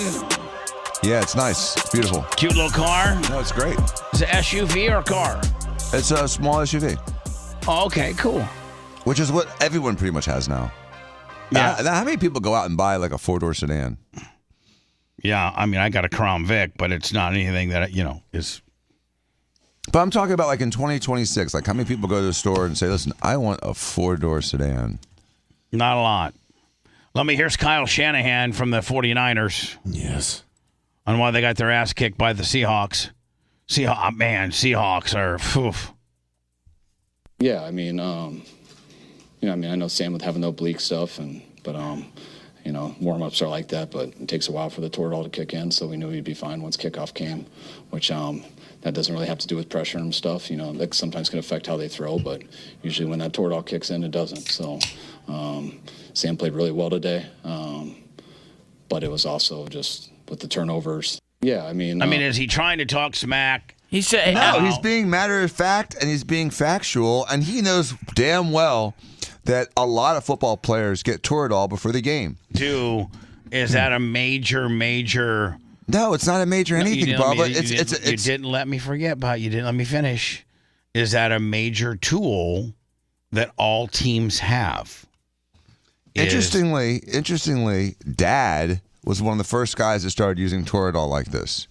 And as the season goes on, and every football player knows this, as the season goes on, the number of guys with like chronic bruises and strains and soreness goes up every week because the season is, 6 months long, and these guys, drill each other every week. So you can't, in the old days, like, old days, like 30 years ago, they'd give them narcotics, but they couldn't play well. So when Toradol came around, it's a non-steroidal anti-inflammatory drug. It's in the same category as ibuprofen or Motrin. Just it's injectable. It's injectable, or you could take it by pill, either way. And it is, when you have a non-steroidal, they have two qualities. One is anti-inflammation and one is pain. And so some are better for anti-inflammation, like Cataflam, and some are a little bit better for pain, like Toradol. But it doesn't alter your mental status. It's not cheating. It's just taking Motrin without chewing up your stomach. So, and Kyle Shanahan knows damn well that guys on his team are probably on Toradol too. And there's some games before a Bucs game, Bubba, that we'd have a line of 15, 20 players getting Toradol shots. And what do you get them? They'd get them about 20 minutes before the game starts. Do you get them in specifically in the area that's hurting? No. Or you just put them in the butt? Usually it's in the butt. Some guys want it in the arm, but usually it's in a muscle. And it takes about 20 minutes for it to sort of like, get absorbed and start kicking in. And so when people have a strain, not an injury with like, a knee with a torn ACL, that guy sits until he gets fixed. But if you have little strains and soreness and like obliques, like, you're not going to rip your oblique. It's just sore from, throwing the ball and getting tackled at the same time. Well, I mean, something like Toradol is perfect. But they all use it. All the teams use it now. Fantastic. So I don't think he was saying it like mocking him. He's like, once he may have looked a little stiff at the beginning, but once the Toradol and the warm-ups kicked in, he was smooth and he was great. No, I think he was trying because a lot of people don't know. Let me, he's making it sound like worse than it really is. Yeah. You know that my life is getting ready to. I had BARP, which was my big thing for January, but now I switch gears, and every weekend I will be at my track getting ready for the February Nationals. Now, excited. All the big boys, all the Lucas Late models, and all the USAC they're all out west. They actually start the season out west first in Arizona, and then in February they come to Florida, and then they take, usually because they're all northern based, they usually take most of March off, and then their season starts like in Indiana in April. Well, here's here's probably arguably one of the best drivers in all of America, Jonathan Davenport, better known as Superman JD. Yeah. And then here's a good friend of mine who's also a very good driver. This is Tyler Erb. Wait, didn't you have that? Weren't they on the same podcast? No. Tyler Erb was, but Devin Moran. Now, this isn't necessarily a dirty move, but it's a dirty move. It's kind of like this, Seth. If I can explain it to this way, if give me a if a player back in the Jordan era, an opposing player back in the, let's say Reggie Miller fouled Michael Jordan going down the lane.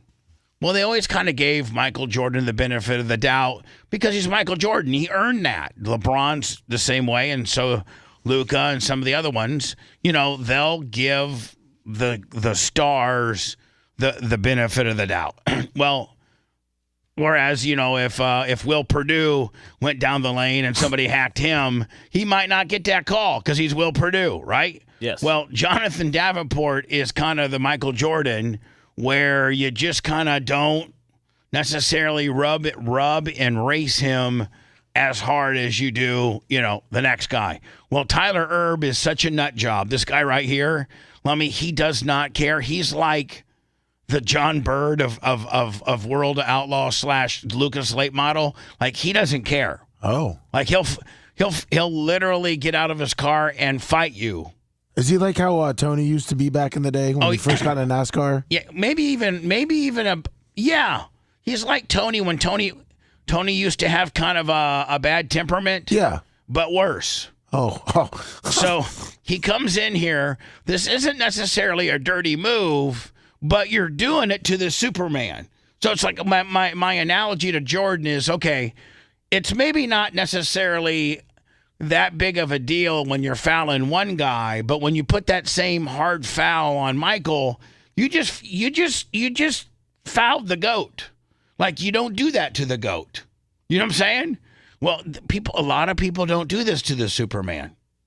Watch the slide job that my boy Dennis Erb puts on him. Slide him. We get the slider. Davenport's right there. Oh, turbo. I mean, that's called driving right across your nose, and that's like the most disrespectful thing you can do to a driver. That's called a slide job, but you took it a little too, like, it's a slide job, and you drove across his nose. That's like a real big disrespect deal. You know what I'm saying? Like, that's a real... Getting teabagged? Well, that's like just a real big deal. That you slid him, and then you didn't even give him enough room to recuperate, that you drove across his nose. They slide him. We get the slider. Oh, Davenport's right there. Oh, turbo throws it in. Davenport's there. Davenport into the wall, and he's going to draw the Midwest sheet metal caution. Oh, man. Let's take a look here. So they're coming down through the limit of contact there, then a lot more contact there. By the way, I think both of these guys will be at my track in February. Gustin thought about going to the outside. That would have probably been no man's land. Yeah. He thought better of it. And now at this point, Billy, do you know what's coming as a driver? Well, JD kind of did know. He didn't enter way wide. He tried to kind of block the slider line, but man, I hope we get that guy, those both at the track on Speed Weeks. I hope. That's crazy. Which one is that going to be in February? That will be the last week of February as we've moved everything down. Is that Lucas? Yeah, that's Lucas Late Model. Bo Nix broke ankle on play before the controversial pass interference on was it Tre'Davious White? Yeah. This is the play. I can't play the sound, and we're hoping we don't get. Is this where he broke his ankle? No, he broke it the play before that. But he looks like. Oh no, I think that was it. That's what they're saying. That was it. You can see him kind of soft footing it a little bit here. I'm trying to see where he's. You think right? Yeah. Did that guy grab it, snap it, or just where he set his foot, Dan? It's hard to say. I mean, and I thought he did it when he was taking a knee and trying to improve their field position. Yeah, that's what they were showing, because they were like, "How is this guy playing with a fractured ankle?" But yeah, it was here, and then he did the kneel down after this, I believe. Boy, he's been so good for the Broncos, has he not? I mean, this is I mean, yeah. I mean, the quarterback class of 2024. I mean, Drake May, Bo Nix, Caleb Williams, Jaden Daniels, Michael Penix, and listen, even though they're my arch rivals, even though, and I just you don't have to preface it. I mean, I've been saying that Caleb Williams is finally got the right people behind him, and that was hiring a coach to build things around his skill set. But if this is not, I'm not trying to make an analogy and make anybody, if this isn't classic Aaron Rodgers, what is? Where you can, now, by the way, the ball's on the 14. By the time Caleb Williams throws the ball, after he's ran about 40 yards, getting out of everybody's way, running for his life. Well, I mean, look at the game situation. Right. 4th and 4, 27 seconds left. I mean, this is it. This is it. So, and nothing less than a touchdown isn't like a field goal, not like, you need TD or not. Like, So, the one thing Aaron Rodgers was good at in his prime is he would go back there on plays like this and buy enough time or get open and not really get a good plant foot and launch the ball, but would literally be on the run and catch a guy wide open somehow, way, shape, or form. And on the shorter level, Mahomes does it on the shorter level. So this is kind of a Mahomes, Aaron Rodgers hybrid here. And this is just unbelievable, this play right here. This is what tied up the game last night, 17-17. There's 27 seconds left. It's 4th and 4. Chicago's got the ball on the 14, and they're sending trips out over here, as you can see, and a guy out over there. I don't know if they keep the running back in for protection or slide him out. So, boom, they slide him out, which doesn't help for protection. So now Caleb Williams, he's already back to about the 25. Now he sees two homies coming at him at 1,000 miles an hour, and the last thing on his mind is to throw this ball. He has to get distance and get a clear path of the end zone or something in order to throw the ball. You got to he's running for his life. You got to give this some real-time love, Bubba. Yeah, okay. Let me give it real-time love, and then I'll break it down. Here's real-time love. Boom, running for his life. Then, I mean, is that not unbelievable? Is that not beautiful? Unbelievable? He chucks it from the 42. Bam. It's cool to hear Mike Tirico and Collinsworth freak out, man. Like they've seen, and Al Michaels, like they've seen everything. They've seen 400 of these. So when you sit there and you're like, this is like the greatest throw I've seen. I mean, and you see some of like Max Crosby, Terrell Owens, Patrick Mahomes were all on Twitter. It's crazy. This is where it really, really starts getting crazy and ends up being one of the most remarkable throws I've ever seen. You solidly got 3 defensive linemen within 3 to 2 foot of you that are coming at 100 mile an hour, and that are going to, and that you're going to get hit, and you have the vision and the arm strength to throw this thing off your back foot. This was officially ruled as a 13-yard touchdown pass. Yeah, because they were on the 13. Yeah. But if you look at, he's solidly his both toes are touching the 40. Yeah, it's a 45 pass, 45 yards in the air pass. Yeah. So and with no real setup. Like, he doesn't really get a setup here. Look, he's just throwing it to not get killed. Boom. The thing's on a rope. Boom. Boom. Man. Beautiful. Yeah, if they could have closed it out, I don't know. I don't know if they would have been stopped at all. That's some crazy momentum that they had, but could you find me the winning kick? Because the winning kick for the Rams, that guy went to Warsaw High School. Did he? That guy went to Warsaw High School. There's only one bad thing about it now, Lummy. I'm no longer going to be the most important. I'm not going to be the. You're no Harold Melvis. No, I'm not. I'm no longer the most important, famous person from Warsaw, Indiana. I've quickly and rightfully so dropped to number 2. Maybe you and this guy can really boost the Warsaw NIL program, though. You know what? Oddly enough, Seth, I was looking into that. I sent you. I was looking into into high school NIL. Yeah. And did you know there's only two states in America that do not allow high school NIL? Oh, good. Is it Indiana? It's Indiana and I think Alaska. Are the only two? Let me see if I can pull this up. Does it come up over here? I hope this is what gives us the copyright today. the Alaska no NIL story? No, this kick. No, right it looks here. like there's 1, 2, 3, 4, 5. 5 currently. All right, so there's five. There's five current high schools that don't allow NIL, and Indiana's one of them. Yes, they are. Here is this guy. His name is Melvis. Don't they call him the tubby or the thicker kicker? The thicker kicker. And he went from Warsaw to Missouri, and his brother was or still is in the league.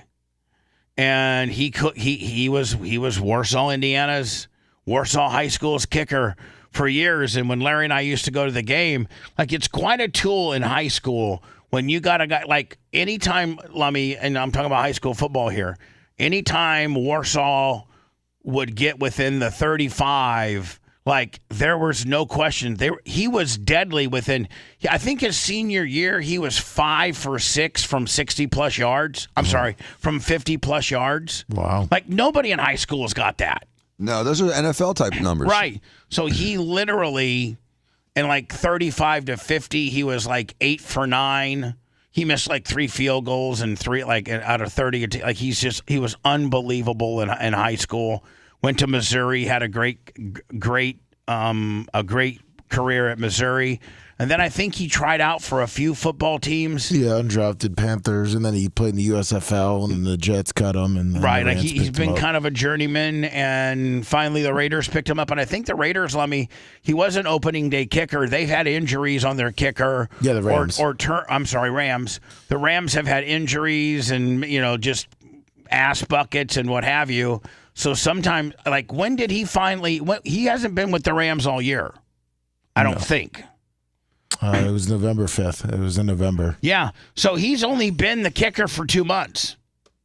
Wow. He's only been the kicker for 2 months from Warsaw, Indiana. Harrison Mevis to the UFL. Oh, I got to turn the volume down. We probably already got a strike. His brother used to kick for the Panthers. And now he plays for the Green Bay Blizzard. Who's the Green Bay Blizzard? Some intramural team? No, it's the indoor football league. The Green. Well, so his brother used to kick in the NFL. It's lingerie for men. So Lummy doesn't want to tell you he follows it closely, and he's well aware of who the Green Bay Thunder or whatever are. Green Bay Blizzard. Now, Yeah, Lummy, Blizzard. did Chicago already have the ball and get stopped? Dude, the Rams had the ball first, and they went 3 and out, and the Bears had it, and they drove, and then there was a miscommunication. Caleb threw a pick. It was bad. Oh, he did? It was tough because scene. Usually just a field goal on your first possession, the way I know the NFL to work, that doesn't win the game. No, they each had a possession, and then it was that next score wins. So here's what's the guy's name, Lummy? Melvis. That's his last name. I don't know. Yeah. Harrison. I think Harrison Melvis. Yeah. Here we go. Number 92. What kicker wears 92? Right? You gonna get his jersey? Yeah, I am. I'm gonna get his Warsaw jersey. There you go. Look at this. At first, it looks like it might go wide left. At first. Boom. He's playing that wind. Boom. He just sneaks it in. Yeah. Just sneaks it in. They say some of the trickiest win in the NFL is the Chicago is Soldier Field and the place where the Jets and the Giants play. Dan, I saw this. I was going to get to you about it. I also, let me have this. These are for tonight's college playoff. For tonight's college playoff deal. I see these popping up and all that. Like, what? Why are we shocked that the national championship game in Miami, with Miami playing, and the powerhouse Indiana, that I don't know if they've been here in 700 years. Like, why are we surprised it's an expensive ticket? I mean, because the Indiana fans have been saving for 30 years for this. That's what I'm saying. Hold on. There's expensive tickets, and then there's just. This isn't for the common fan. No, that's what I'm saying. It's for the 17,000, as much as the Super Bowl. 740. No, 3 times the Super Bowl. No, Super Bowl tickets go for $6,000 to $10,000 each. Well, let me look at this one in section 324. I mean, I don't think they'll get that though, Bubba. I mean, I could see what would happen potentially, and Lummy knows the ticket game as we get closer to kickoff. These might start falling. I don't know if people are going to be willing to pay $5,000 to sit up in the 300 level. So I think once reality starts setting in of like, I haven't sold my ticket yet, we're 6 hours of game time, I think you might start seeing these trickle down. Before 2 years ago, I played this game where I went to this I think this is either StubHub or I don't know what the hell it is, but I went on there. This one's StubHub, yeah. And so, Seth, I went on there like you said, and I went, and there was this one particular set of tickets at the 50-yard line that like an hour before the game they were like 12,500. Yeah. Okay. So I was thinking like, okay, if you're at the game and let me, you're just all this is just hangout. I mean, I'm sorry, outside of the stadium here, it's just parking lot hangout deal. Like you can walk around here. You're not. Once you enter the stadium, you have to go through the metal detector parts and stuff, but you can walk kind of around here. So if you stayed close to the stadium, I would and kept checking your app. So I checked it, and it was like at first they were like $12,500, 50-yard line, 15 rows up, which is a pretty good ticket. And it was like 15 minutes before kickoff. And they were down to like 8,400. And then 5 minutes before kickoff, they were like down to like 4,900. And then literally at kickoff, they were $1,200. So you miss, the first 2 possessions, right? By the time you meet the broker or by the time I think they electronically send them to you, right? It's all electric now, So, okay, if you're just sitting right outside the gate, and you finally get them electronically on your thing, and you're on the side of the stadium that you're going to be, you're not standing over here when you have to go all the way over here, but you're like, through this interest right here, Dan, you might only miss 5 minutes of the game. Right. But they start getting really, I think, Lummy, they start getting really desperate on getting rid of these things the closer to the game. You just can't be Johnny, I want to get there plenty early and see the kickoff and see the festive. Hey, you're gonna miss a little something. Yeah, that's it. Hey, Bubba, what's this? What's right below the national championship where it says Miami Beach Live Nightclub Miami that's after party? Hold on. So that's why I did this, Seth. Is that I was going to show you that there's other things that they're selling too, and so after, let's see where Michael Irvin's going to be zooted out of his mind tonight. After. So. The national championship official after party. And so let's see. The Live Miami. Is it the Fountain Blue? Yeah. It's $365, Bubba, for a ticket. That's nothing. Hold on. So because if you're just a jobber, Seth, on a Saturday night and you try to get in, they're easily going to pop you for 2 bottles of champagne and a table for $3,000. Where does it show? So that's a deal. Where does it show the prices at? It was on the last page that you were on. It was up in the top right-hand corner.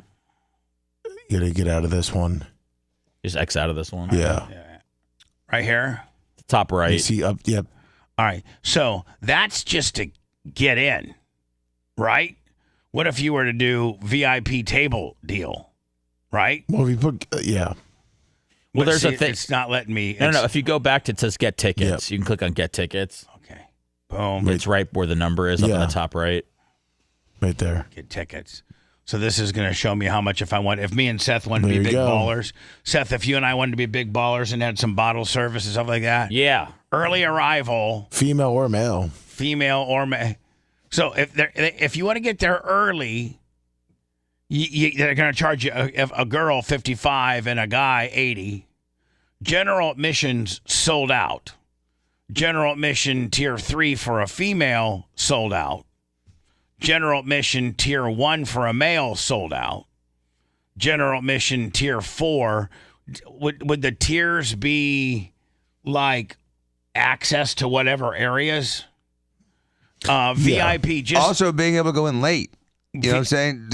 Areas and being able to come in late. And so, Live is stratified, and there's just like so it's kind of like, the Indian caste system. And, if you come in as a tier 1, you're going to leave as a tier 1 with your hands in your pocket. If you don't want to have to wait in line, it's $365 not to have to wait in line. And that's actually a deal, Bubba. For that place is ridiculously expensive, especially when it's like 12:30, 1 o'clock in the morning, and there's a bunch of dudes sitting outside trying to get in, and the guy at the door just doesn't care who you are.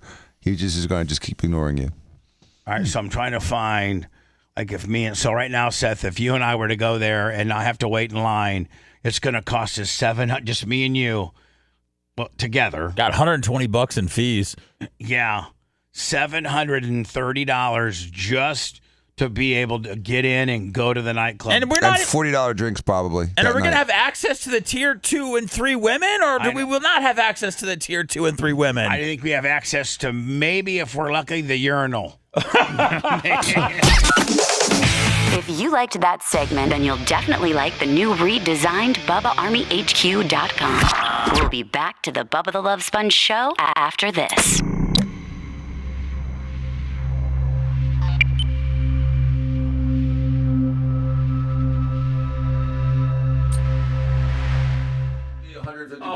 I gotta imagine drinks are gonna be gouged out of their mind that night. I mean, the winning team fans they'll pay whatever. Oh yeah, the winning team, they don't give a fuck. Well, the losing team might too. I mean, you gotta drown those stars. Well, Miami goes crazy in the Super Bowl, National Championship, Formula One. The prices are triple for Formula One. Oh my God! That's just those Euros. Those Euros got money. Respectfully. I don't know what the Euros have. Section 118, me and Seth can sit here, row 12, 2 tickets together, right here. That's our view, Seth. But we're paying. Oh, I can't see it. It's not on. I'm sorry. We're paying $13,000. Oh, that's it. Right here. This is our view, Seth. I'd be interested to see what these actually end up going for. I sent you, Bubba, I don't know if we're moving on now, but I sent you where it shows the different ticket prices from 2011 to 24, just how they've fluctuated through the It's going to these are going to fall, right? Yeah. This $13,000 if that $13,000 ticket, Seth, doesn't sell 5 minutes for the game, it's $4,500. Oh, yeah. I'm not the kind of if not less. I'd rather just price my ticket to sell instead of fucking sitting there worrying about it all day. Price to sell. So, Lummy, this is probably going to beat any of these, all this. Yeah, it definitely will.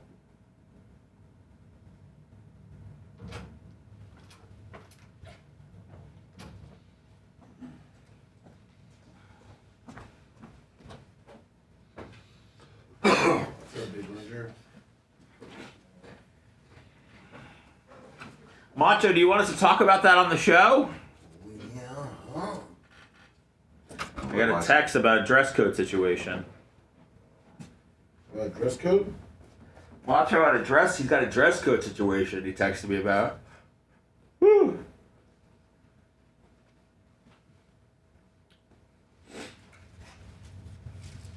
I mean, what are you talking about, Kevin? Huh? Kevin? From Home Alone? I guess at 5:56 yesterday or something. You sent me something?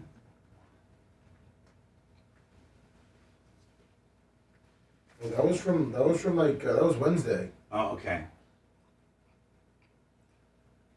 Morning, big longer. Yeah, that was for the chairs and stuff. I'm ready to sink my teeth into this brand in the quad. Big buck. Snow Slayer. Definitely the funniest shit I've ever seen. I hope Stein goes viral for it. Lummy, do we have the Brandon? Yeah, you want me to resend it to you? No, if you send it to me, I got it. Yeah, it should be in your messenger under the Instagram stories.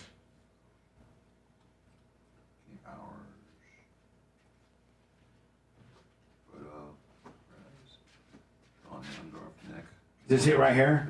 Yes.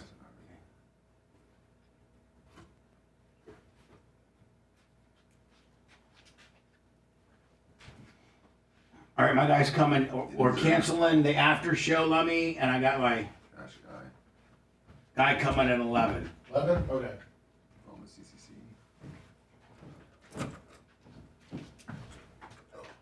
Ankle pull-ups. Home close. Fit. Oh, it's a Canada Goose. Black label.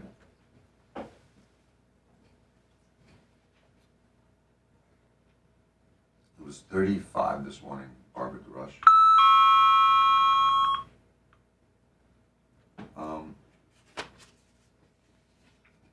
Yes, Tampa Terry, it's a fake one. Billy Yoke, good morning. Tatanka, just heat blow bug, Pringle can, 666. Terry, there's spin. Dak, no. Cottonwoods. And then, Lummy, we have to do the BARP awards. Yes, we do. Short Shrugger, as Russell Tang, Jay Fish, Triple Lips. Everybody cried last night but me. Because you knew it was going to happen? No, at the end. Well, when Chicago lost? Yeah. Yeah, because you knew it was going to happen.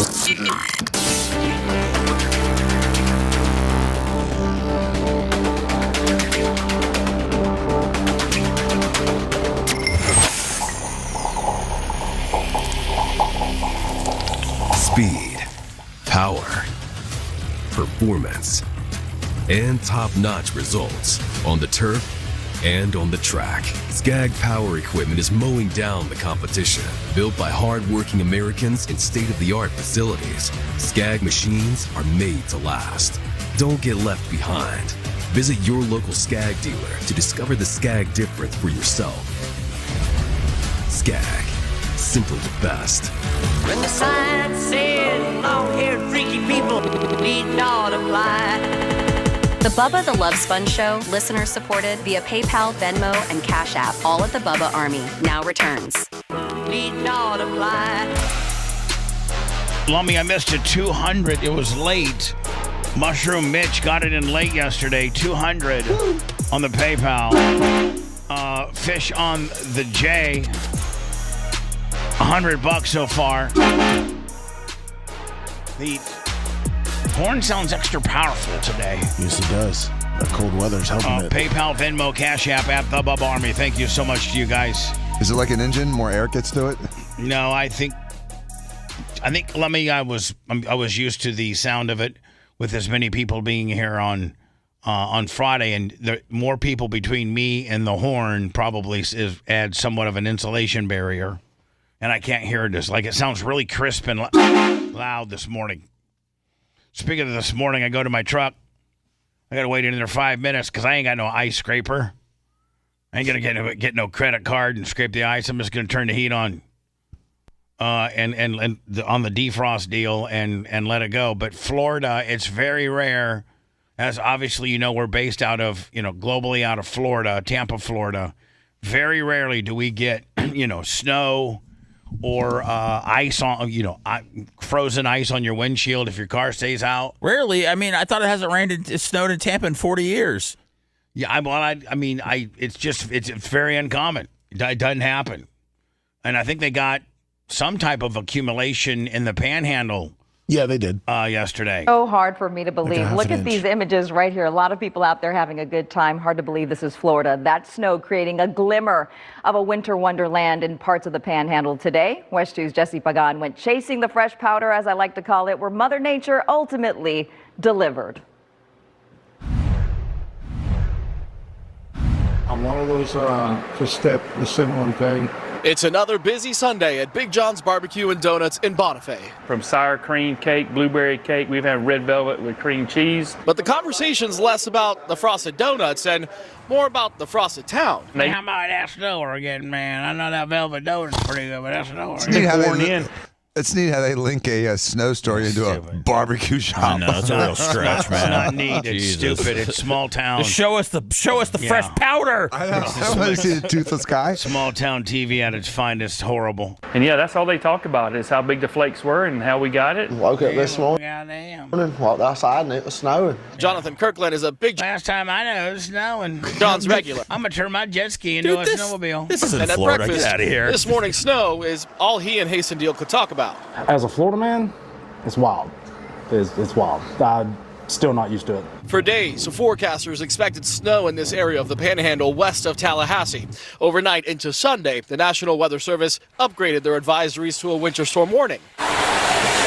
Early morning rain in Mariana turned into sleet, and a little later, at a few miles west, We got us some snow. People were driving up there yesterday Just to see it? Yeah, from like just this area. Yeah, the area. It's only like 5 or 6 hours. Well, I mean, it's people love. I should have done that instead of going to Miami. I know people love the snow. It never happens. it came down. It may not be much, but to us Floridians, it's snow nonetheless, just enough for it to cover cars like this that aren't moving, some bushes and some roofs out here in Chipley. We didn't think we was going to get anything. And then about 6:30 it started flurrying. Where on that evolution? I'm sorry, what? It looks like it hit a molly or something. I'm just wondering where on the evolutionary scale between Neanderthal and human Florida man falls. Well, And then the we next need thing- a disconnection from that Florida man because if you can't just lump all of Florida together That's because Panhandle, we're man. we're not like those gentlemen in the Panhandle. That's a tough one, man. It's Florida man, but then there's Panhandle man. So that's different. That's like right after Homo erectus and before like Homo sapien. Yeah, this right here is Panhandle man. Right here. As a Florida man, it's wild.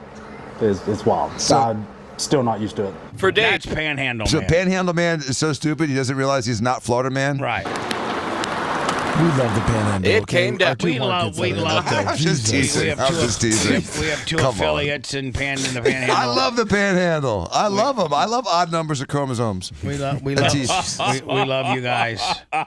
It's just that sometimes when you get on TV, you're not quite as polished as we are. It may not be much, but to us Floridians, it's snow nonetheless, just enough for it to cover cars like this that aren't moving, some bushes doing, and everybody? some roofs out here in Chipley. We didn't think we was going to get anything. And then There.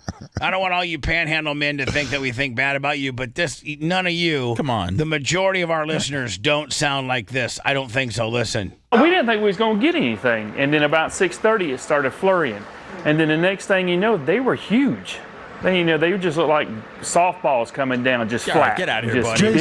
biggest Shut up. We're watching the flakes. We can see that they're not softballs. flakes I've ever seen. And for folks in the Panhandle, that's enough to get a little winter magic floating in the air, even if they're Floridians through and through. I'm ready for it to warm up. By this point in the morning, the sun is out and most of what fell is melted. That doesn't mean it wasn't a nice treat for the people of the Panhandle. In Bonifay, in the Panhandle, Jesse Pagan, West. How you doing? How's it, everybody? What? Macho's making fun of that guy. Macho, Yeah. what? And no, never mind. No, what were you going to say? Hey, I was smiling at you. It's the big news guy, the big station. Hey, drop down the big sound, the big town. That was worth it. That was worth it. That's pretty good. Great.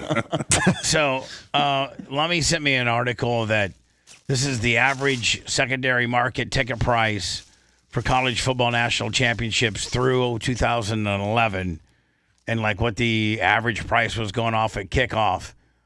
2018, Alabama, Georgia, I think is the winner, or the all-time highest at 4,040. Last year, Michigan, Washington was 32-28. Look at this game. Florida State, Auburn. Auburn State, Florida. Auburn and Florida State. Yeah, Jameis Bowl. 12 years ago. Was that Jameis? Yeah. 479. And then the bottom dropped out of it with Alabama, Georgia in 2022. Why was that so much of an ass bucket situation? Like everyone was kind of, I think, it seems over like Alabama. Alabama, Georgia's the biggest ever, but God, look how many years Alabama's been in it. 1, 2, 3, 4, 5. They were in 5 in a row, weren't they? 16, 17, 18, and 19? Jeez, yeah. Pretty good run. Then they were in 21, 22. Jesus. It's barely relevant now, but during the Bobby Bowden days, Florida State was number 5 or better for 15 straight years. 15 straight years at number 5. How many national championships did they win? Two. They need to dig Bobby back up. I know, man. Jimbo Fisher was and now the new guy, I mean, all the kids on campus do not like him. They think it's time to get rid of him, just like we feel here. Hey, Bobby Bowden was the man, but if you remember towards the end of his, he was falling asleep on the sideline. Oh, for sure. And stuff. Yeah, it was. I don't know if you might let him rest. It's time to put him down. I mean, gracefully. We have a little bit of a conundrum with Barp. I don't know why anybody would let Brandon the quad. I mean, that wheelchair of his weighs about 1,000 pounds. It's super heavy. It's a spaceship. Yes. I mean, it's super heavy. It's super industrial strength. It really, really is. It's a dangerous instrument. And he was fully charged up too, Bubba. Yeah, and so and then he was really liquored up and high. I mean, and I'm not mad at Brandon the quad at all. I heard that he really, really, really is upset and started crying and stuff like that. But he's been crying for 2 days. He was crying yesterday too. If you look behind Jay, you'll see that we have those three monitors that are mounted against the stage, and one is no longer working.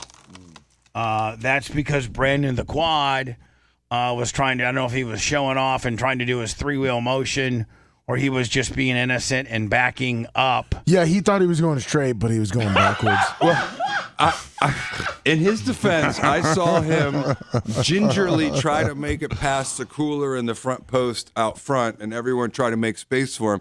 Not easy to get around here in that thing. And that thing has got some speed and weight.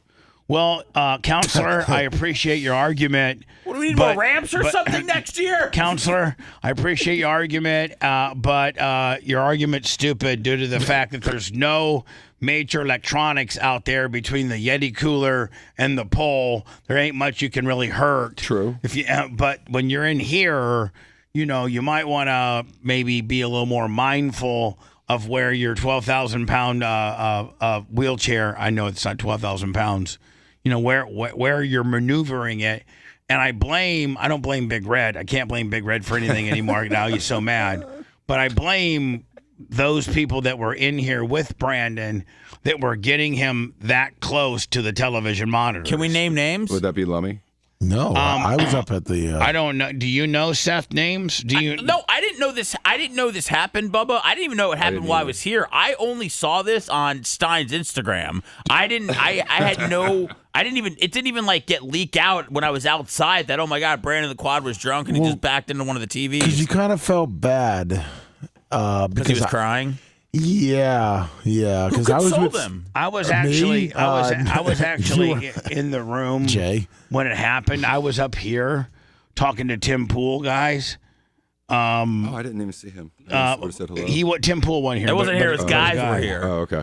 John Alex, John Lockovitz. I think that's what his name is. He just John Lockovitz, 25. Right.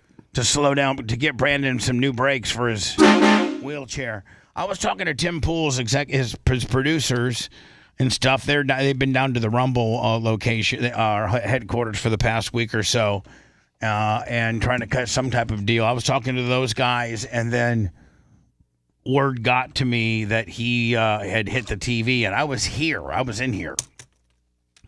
And I don't know if I should have gone down there, and I didn't know he was crying. I just knew that he hit it. Yeah, he was crying pretty bad. So I left, just left. I just left because I figured, okay, I mean, I'm no big deal. I'm not going to make a big deal. I'm not going to go up there and make him feel any worse. Had I known he was crying, I would have gone there and comforted him and tell him not to worry about it. We're getting ready to move studios anyway. Maybe we don't need those three together. Maybe we do. I don't know. If anything, we can buy one. And it's not there. It's probably a $399 TV at most. You have to buy the year and model of it, otherwise it'll never match. Right. You Sure. gotta find one on eBay or something like that. Thanks, Dan, for the great news. Thanks for making him feel even It'll worse cost now. $300, so it won't be expensive. It's just you gotta do a little If that homework. happened 15 years ago, that would have been catastrophic. So here is, I guess, Alex Stein wanted to document it, and so he documented it. Here he Tonight was incredibly special. We celebrated Bubba the Love Sponge being in radio for 40 years, but Brandon the Quad had a major party foul when he drunk drove into a plasma TV, but everybody loves Brandon the Quad. He's a great guy. It's no big deal. We'll get over it. Bubba's got some extra monitors somewhere, but I just want to thank Bubba and a shout out to all of Bubba Army and shout out to Brandon the Quad. No need to cry, brother. We love you. Alex is a funny man. Oh, man, he was so choked up. Jay from Tonight New was Orleans. incredibly. Jay from New Orleans was trying to comfort him. Lummy, you said you tried to talk to him. Yeah, right after Jay from New Orleans, because he said that he was trying to roll out. I took the busy all off of the phone lines, 813-90 Bubba.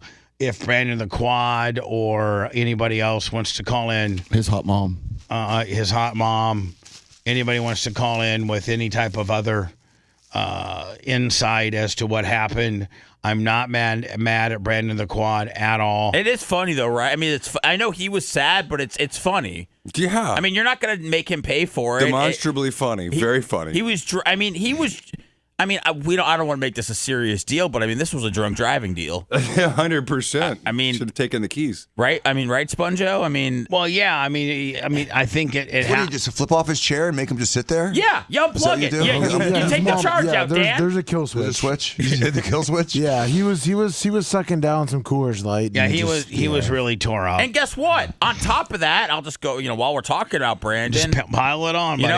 Went to the dollhouse the night before, and he told me there was a lot of friction, and did it in his pants, right in his pants. Did you guys see the Penthouse Club? Did you guys see the picture that? Lummy, maybe you've gotten it, and if not, we need to put it on. He sent it to Gary. Put it on our Instagram, and our X. But I guess there was so much Bubba Army that went to the dollhouse over the weekend that they put on the marquee. Thank you, Bubba Army. Yeah, Warren was very happy. A lot of women said they're never coming back that were working there. So,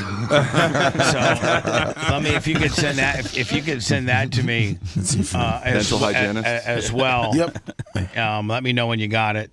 But here's a phone call. This could be very well maybe some insight as to the brand and the gimmick, or I still got to get into the food gimmick. I have to get into the Big Red. I yelled at Big Red. You go try to call him? Worse than I've ever yelled at anybody, supposedly. Yeah, he's up now. I don't feel I yelled at Big Red worse than I've yelled at anybody before. I do not. No, it does not. You did not verbally yell at him.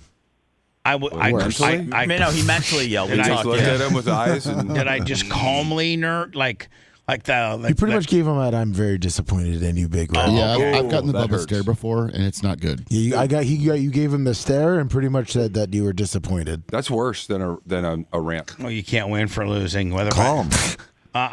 Thank you. I'm going to try. Hello.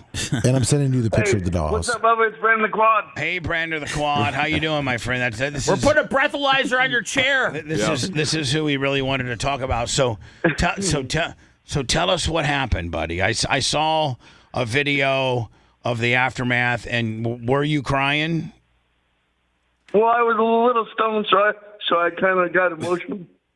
I mean, emotional. You cried for like an hour and a half. Did you say a little stoned or a little emotional? Because he was neither. All right. So what happened?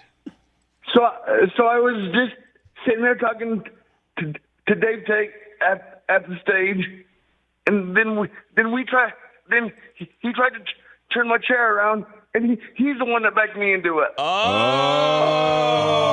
the money man. You big passing the blame. Wow, So you're Jay, let me ask you a question. Prepare to fault. Jay, let me ask you a question. Now we can get compensated. Now that Dave Tate did it, could I take that off my rent from his brother? His brother owns the building. Could I take $5.99 off my rent for the replacement of said TV that his brother made happen? It's hard for me to go against Mark Tate. I know. and $5.99 I wouldn't ask for. Maybe. I say shorter. Bubba. Dan and I will split it for you. No, I'm not taking anybody's It's Dave money. Tate. It's not even Mark. It's Dave Tate. Okay, let's definitely sue him for that. Yeah, we're going to sue him for We're it. taking him to small claims court, Bubba, for that one. So, Brandon, help us. Go ahead and navigate through this for us, if you could, please. So Mark was sitting right there and watching it happen, and Brian Babyface Petroni was right there, and he goes, "Oh, it's not a problem. It's not Bubba's building anyway. It's going to be Mark's problem pretty soon." Oh, so does Mark Tate not think that I'm just gonna walk out of the studio and leave all my equipment in here and all my Bubba Army LED signs and all my 14 or 15 large screen TVs and the broadcasting counters? Just leave him that one. Oh, I can leave him that one. So leave him the broken one. Okay, that's a good idea. Yeah, Dave doesn't have much going on. So Brian put down his brand new unused fishing rod and said, "Go ahead and trash the place since it's not Bubba's anymore." Yeah. I don't know about what was No, because there's a Brokeback Mountain the reference. mother-in-law story where she just had him come pick up the TV that was broke at his rental place, and she wanted him to pick it up. Who? What? What? Remember Brian's mother-in-law said her TV broke and said it's Brian's problem now? Yes, that is. Thank you. Okay. Yes, a Blizzard reference right here. Thank you. Something that none of us know. By the way, Obscure than the Brokeback Mountain yeah, reference. Dan made a Brokeback reference to Brian because Brian was wearing his cowboy hat on Saturday night. Right. Dan's just mad because Gene and Brian got up on him a little bit on the ribs. It's pretty funny. I can't believe how much Gene got up on you. What do you mean got up on me? Volume-wise, dude. He's twice your size. Oh, yeah. He's been calling you fat for 30 years, and I guess you can call him fat now. Well, because he's rich though. He's like King George. I'm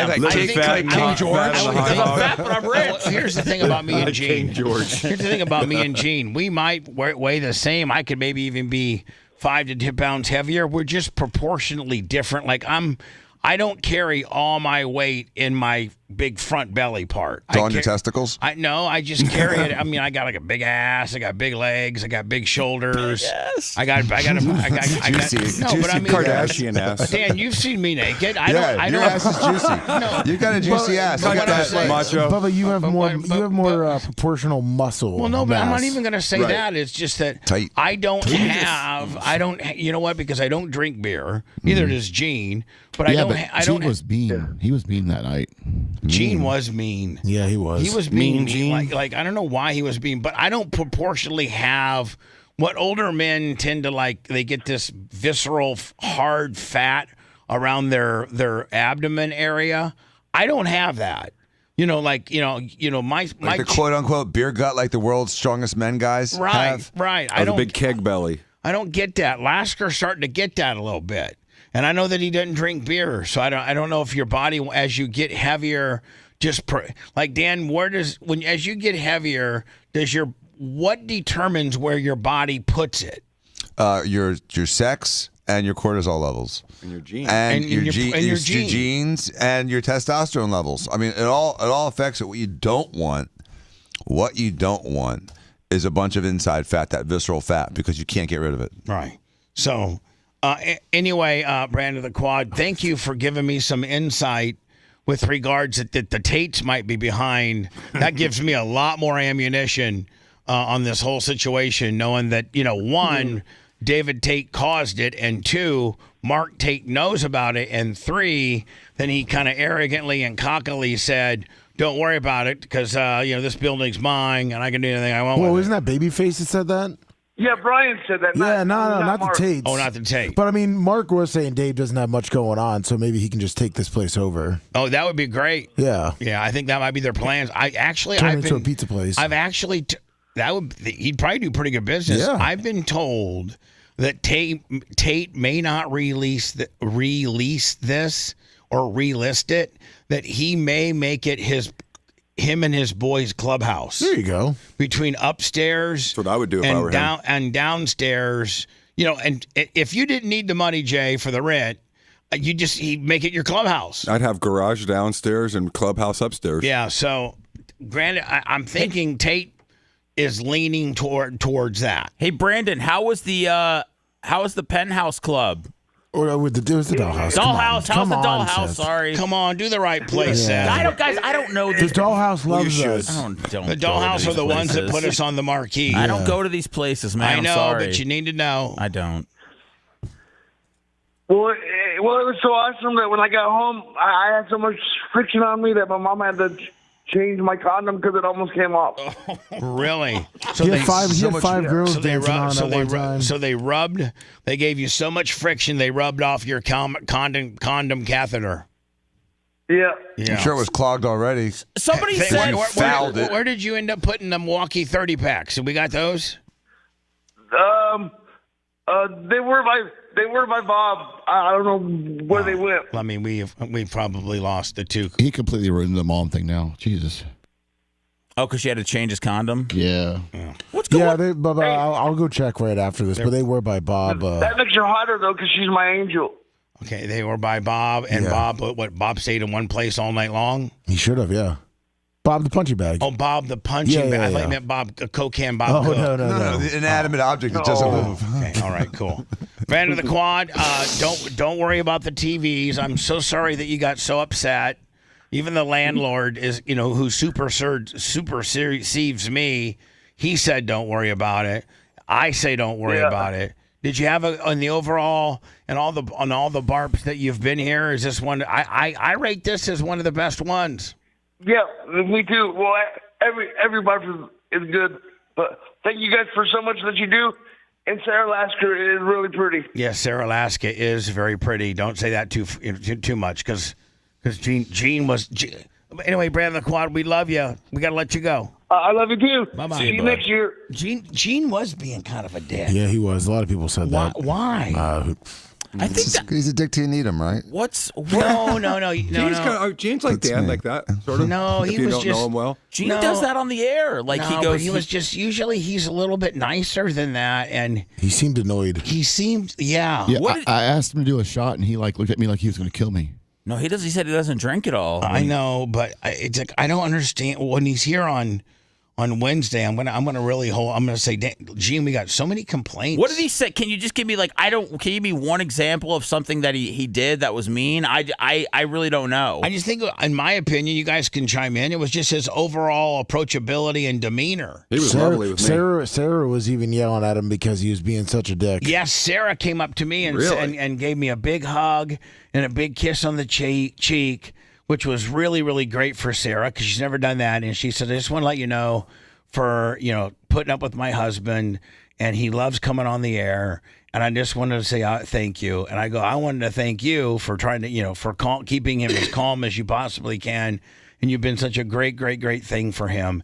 And then he's like, hey, Sponge, quit talking to my wife without me knowing what you're saying. I go, we're saying good things about you. Yeah, whatever.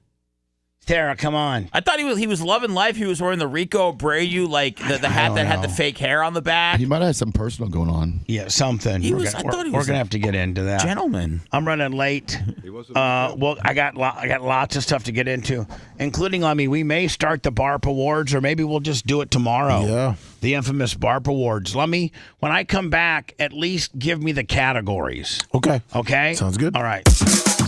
If you want a deep dive into the Bubba the Love Sponge show from the past, go to BubbaArmyHQ.com. We'll be back after these words.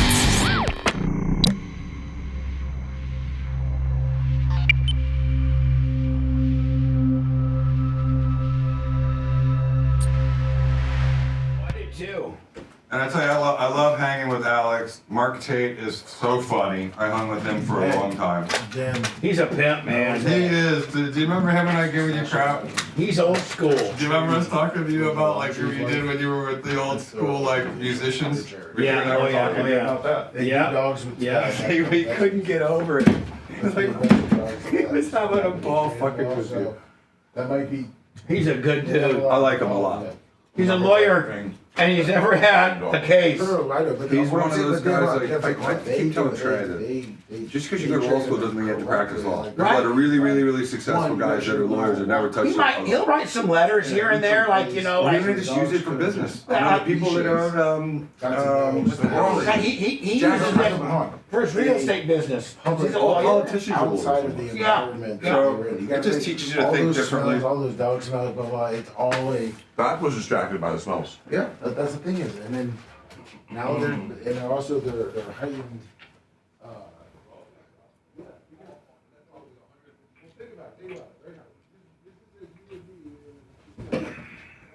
Morning, guys. Janie Cakes does give the best hugs ever. Heartfelt and warm, the best. Although, Terry gives pretty good ones too.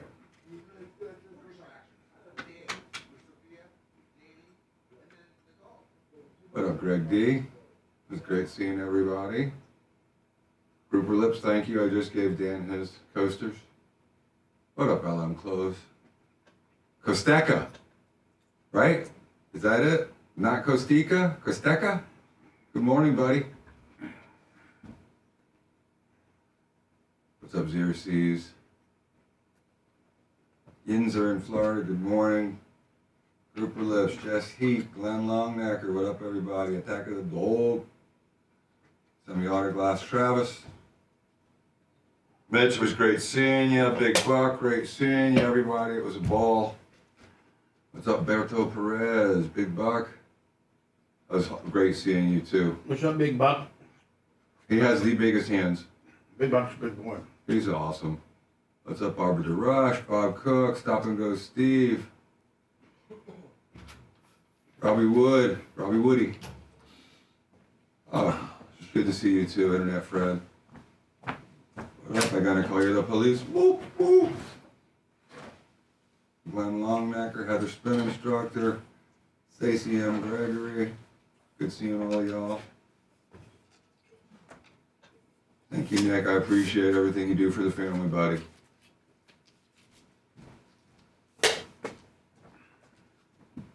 I thought I heard Seth correcting us on the Costeca versus Costica.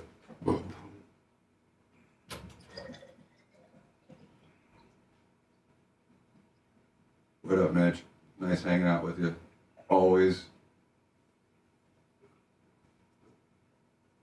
Good morning, Holyoke Joe. I think it was a good one too, Big Buck. I was like, it seems like we're all getting more comfortable in our zone here. It was like a really good party. Good football. It was fun. Bad Jake, good morning. Jens, what up? The Tim Anglin, good morning.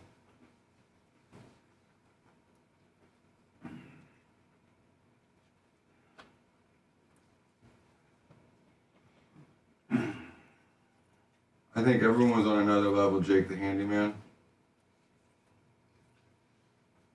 He was there, Holyoke Joe. And the new guy, what's the new guy? God, he's massive.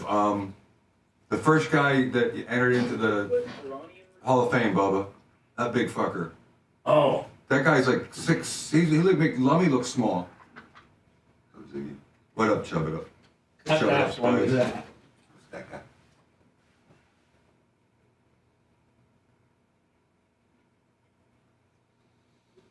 Good morning, John Z. Fraley. Bubba's Triple Chin. Fish on the jet. You had him in the car, Joe? You got to get me a list of all the Hall of Famers. Hey, what's the first name of the ginormous Hall of guy? Famers? Was that the first guy? What's the giant guy? What was his name? The first Hall of Famer, the one that makes you look small. there's like 6'6". Oh, Captain Creamsicle? Captain Creamsicle. Oh, yeah.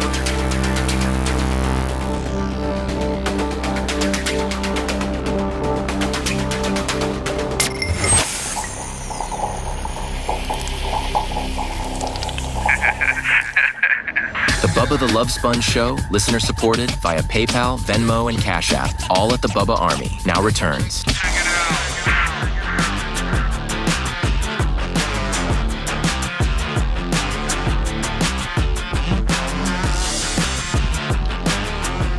I'll get hold of Big Red privately. He's not feeling well, so he said he'll if you need to, he'll talk tomorrow. Yeah, I was saying he's in bed. Yeah, because he's hungover. All of us are kind of barp hungover. One suggestion that we've all considered. I don't know who brought it up, but it's certainly something to consider. Barp for 3 nights. If you're, most of us that participate for 3 nights, it absolutely just kills you. As a professional festival person, yeah, you need the next day. Yes, you are a professional festival person, very much involved in the infrastructure of BARP. Look at those 2 TVs; they look so great. That middle one would be great to be working right now. but Dave Tate, man, I'm gonna send the bill to Mark Tate. Yeah, no, don't. I'll get the demand out letter for Dave ready for this morning. No, let's not do any of that. Oh. Let's not do any of that. So I think the food caper that we had involving D-Vac and Grouper in the lips. No, D in the Vac. Oh, it was Paper Towel Willie. Yeah. Paper Towel. Did you see the girl that D in the Vac was with? Yeah, that's his new girl. Where in the hell does he find these women? When you're known around the great state of Colorado for breaking women's vaginas and having a Coke can also. What does D in the Vac do for a living? Well, remember that the gift he gave you? The silver? Yeah. It's pretty much what he does. Oh my God. He gave me that John Moran autograph coin, which was like one of the nicest things I've ever been given. And he came over and he's just one of the smoothest guys. So he texted me the next day and said sorry that he had to run. But he said he left his girlfriend alone, and then he said Scout and Big Gulp started to get predatory on her, and then he said after that, and I have pictures. After that, she was spread across Brandon the Quad's lap. So D in the Vac had to get her out of here immediately. Yeah, she was stunning. Does anybody know who I'm talking about? Yeah. The blonde? Yeah. That looks like by the way, she's from Beverly Hills or and you can tell. She's just, oh my God. D in the Vac. So anyway, I think it was Grouper Lips and Paper Towel Willie that are involved in this big food disappearance caper. We got 6 less pizzas this year because we were going to have leftovers. And the leftovers got thrown away Friday after Bubba 199. They weren't supposed to, but they did. And it ended up causing us a little bit of a jam. We ran out of pizza even more so. And I have a lot to do with that because I actually thought maybe I caused the mess. And I saw Paper Towel Willie looking at the mess when I was leaving Friday night after Bubba 199, and he was full hot. I thought he was just going to maybe clean up the refrigerator and keep, the beans and the pork and all that kind of stuff in there. But they went ahead and threw it all out, which that was unbeknownst to Red and me, and that caused a big crap storm. And I think that's the premise of why I might have been speaking sternly to Big Red. Now, I'm going to have a Big Red on tomorrow, and I will profusely apologize to him again because him and Creatine Travis and John Kosteka and not Stika. There was so many. Paper Towel Willie, John from the West. Joe from the West Side was actually, how affluent he is. Yes. A multi-millionaire in real estate. He's here cleaning toilets. It was a group effort of everybody getting the facilities all ready. getting them ready for this. And Big Red and Creatine Travis, and they're at the forefront of helping. And so I don't want to be unappreciative or come across unappreciative to speaking with Big Red. So I'm going to talk to him tomorrow when he's feeling better. I will apologize yet again publicly, but I did apologize. I did see him yesterday here when we all came here and unloaded up the tables and chairs, and I apologized to him. He's like, listen, we're good. You and I are good. We don't have to talk about this. But I think the show needs to kind of navigate through it for people to kind of understand what may have happened. Yeah. So I think it will help. I'll do that tomorrow. Dan, did you see this story?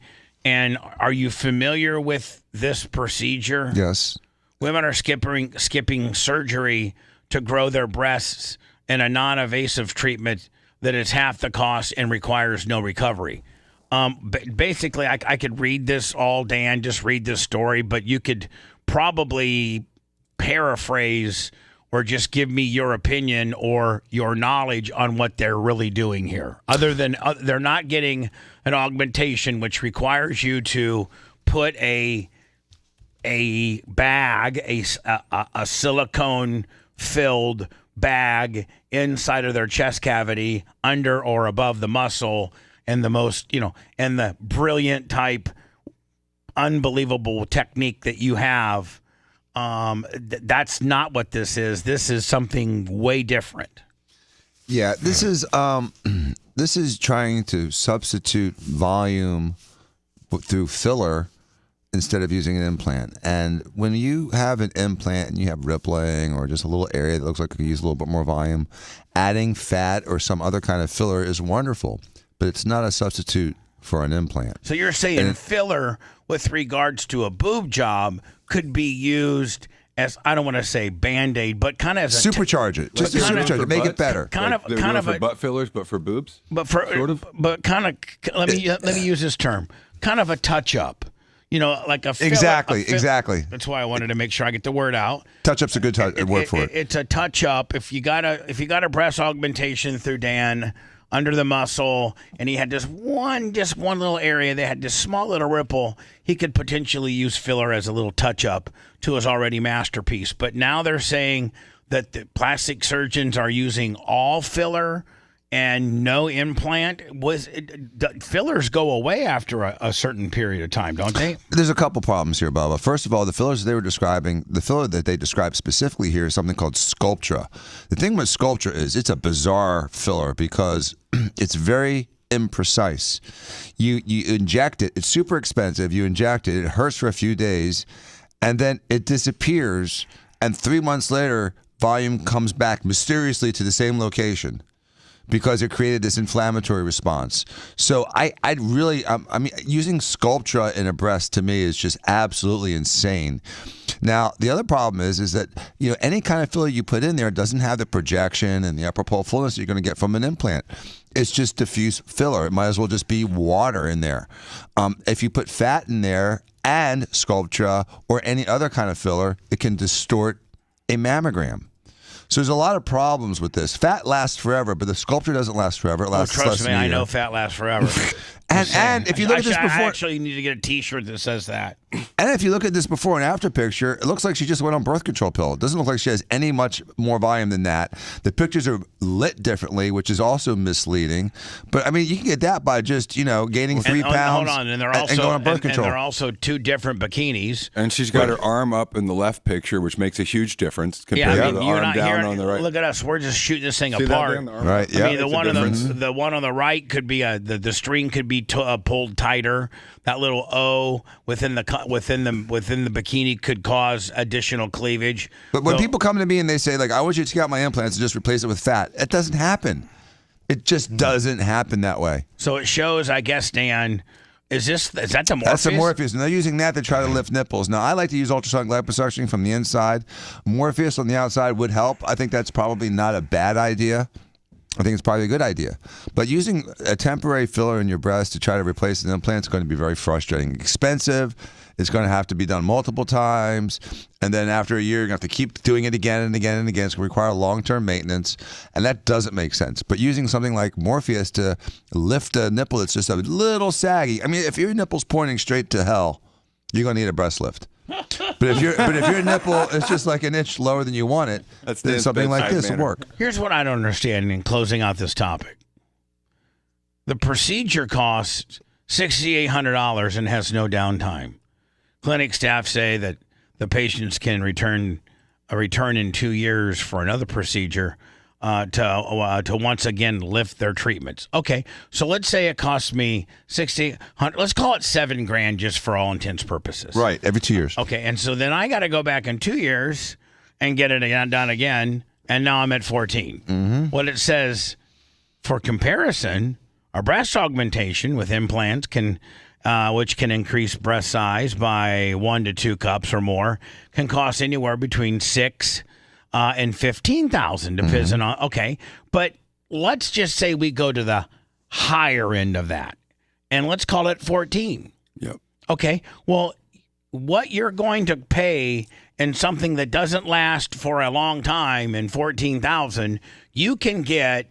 And Dan, I got to think by most, unless you're like maybe in LA or New York where the prices are just astronomical, $14,000 to $15,000 in most places is going to get you a very, very, very accomplished plastic surgeon that really knows his stuff, and you're going to get, for $15,000, one hell of a boob job. Arguably, yes. And yeah. I mean, arguably, we got complications and things like that. But yes, but I mean, yes. Which lasts for how many years? For 15 to 20. Right. 20. Merch Crick's boobs lasted 20 years. And when Dan didn't do them originally, but when Dan redid them, he's like, you don't show any signs of having, like, we could probably go longer, but let's just change them out while, we're at the 20-year mark. We're on borrowed time. It could be 1 year, it could be 5 years, but we're on borrowed time. So you can go, it's not unheard of. And in fact, it's quite common. Dan's window of boobs is between 15 and 20 years. Am I right, Dan? Mm-hmm. I mean, it's not uncommon for women to go 20 years with a set of boobs. Yes. I mean, so that's 10 times that this person has to go back. That's $70,000, right? Yeah. So I just don't understand. I think it's horrible. And again, and it doesn't look. Hold on. And you're not getting. You're not getting the look that an augmentation gives you. You're not getting guaranteed C cups or whatever you want. Yeah. Yeah, and it goes away. It doesn't look much like anything different than you just went on birth control. And it's imprecise. Sculptra moves. It doesn't stay where you put it. Anyway, I'm running behind. When we come back, I'm going to go through the troops that are standing by for potential Minnesota deployment, which was our click. And then we'll get into the BARP awards, just the categories that we will start tomorrow, along with my apology to Big Red. Good? Sounds good. You're listening to the Bubba the Love Sponge Show. If you want 24/7 on-demand Bubba and the crew, go to BubbaArmyHQ.com. The Bubba the Love Sponge Show will be back after this.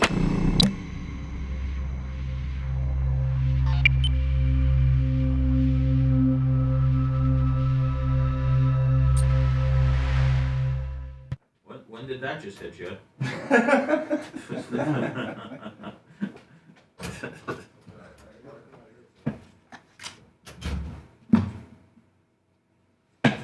Monday has a feel. Friday has a feel. Today, I feel Tuesday and Wednesday. Just because I have been into this fucking radio station every day this week, I fucking forgot what day it was. I know.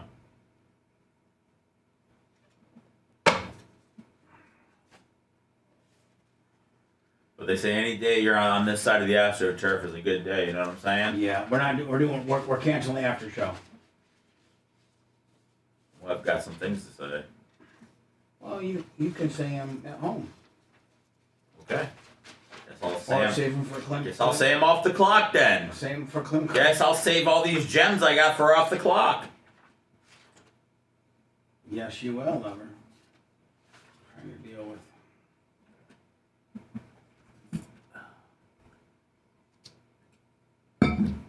That was cool, Bon Jovi, to come to Barb.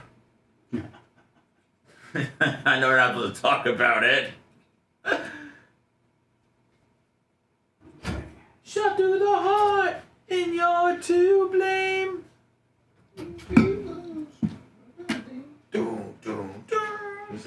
He's probably listening right now. I just said, well, I know I wasn't supposed to say anything, but I said it was great to see him at Barb. You know? I mean, I'm pretty sure they got an answer on that email. I mean, well, he flew his jet in and helicoptered in. I believe him. I do too.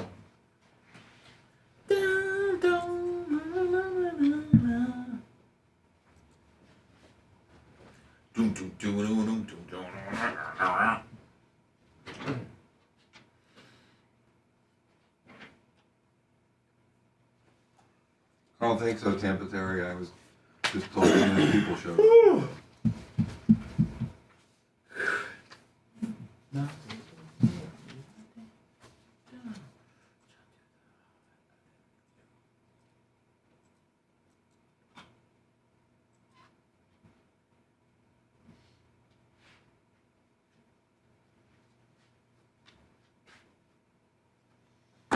So is it Costeca? Yep. Costeca.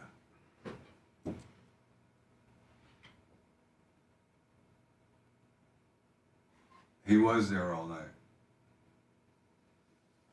Shit, man, I thought the damn party started at 8. I couldn't even get a parking spot when I rolled up. I panicked and called Lummy. What's up, Big Lugger? How you doing, buddy? I'm glad that I put cones down for everyone. I thought, well, Bakemore Pies, the gate was open, which is never open. That's why I thought we could park there. I mean, nothing would have happened if I parked there. It wouldn't have been towed or anything, but. You know, having a new vehicle, Lummy, you're very, conscious of where you park. Well, yeah, of course. Can't be having anybody getting near your automobile. Jordaning you. Exactly.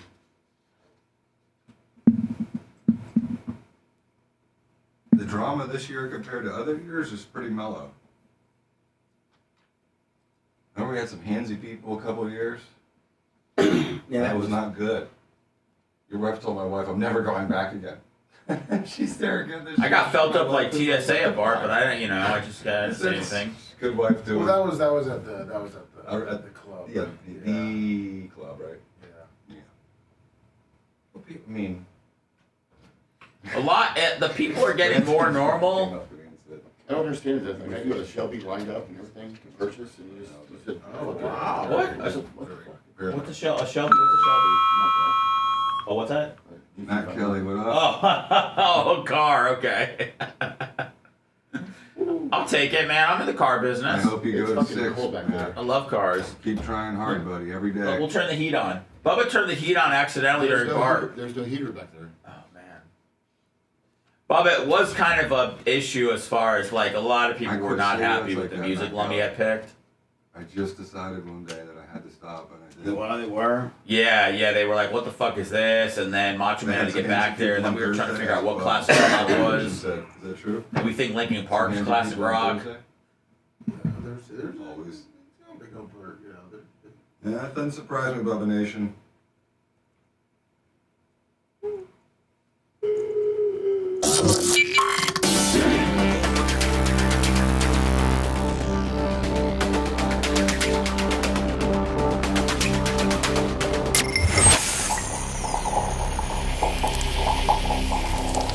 Tired of paying sky-high cable TV bills? Sick of juggling endless streaming subscriptions? There's a better way. Go to getabox.com. With Get a Box, you get every channel, every game, every movie ever made. Watch local and national channels, live sports, all your favorite movies, and much, much more. This isn't another subscription. It's a one-time purchase. No contracts, no fees, no nonsense. For a limited time, use promo code BUBBA at checkout for $25 off any box. That's getabox.com, promo code BUBBA. The Bubba the Love Sponge Show. Listener supported via PayPal, Venmo, Cash App, all of the Bubba Army. Now returns.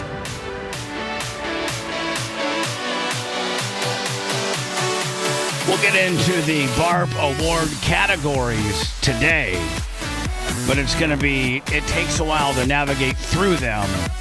So we'll probably open the show up with them tomorrow, Lummy. Yeah. So everybody be bright and early if you want to catch them live tomorrow.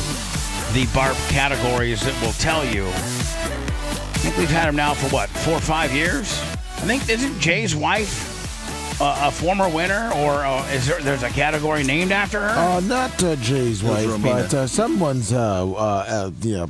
Oh yeah, how do we navigate around that? Jay, help us out. Rename it. Well, we can't rename it. I mean, you could just call it the Romina Award. We're just call it the Diaco Award. How about the Diacos?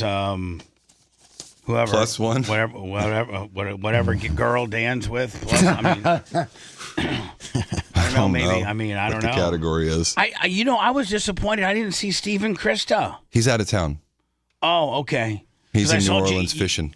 Usually, Jimmy Clevis is with Krista and Steve, but Jimmy was with who was Jimmy with this year? He was with I forget. Randy. His hairdresser. His guy. buddy Randy, who's fun. Yeah, who's a great guy. Yep. And I think he's a hairdresser. I think he is as well. Right. So Randy was there. Good to see Randy. Missed Steve and Krista. Steve's out fishing. Yep. It must be nice to be retired and just to be able to do whatever you want. Although he does come into the office quite a bit now, does he not? He does. You got himself a little office back there? Yeah, but he's not the kind of guy that sits in an office and does his work. He's, the kind of he's the kind of guy that works all over the office and in his car and at home. And so, he does have an office, but he does most of his stuff in the conference room and walking around on speakerphone. How about Pitty? Pitty's got an office locked down doing his thing. He's incredible.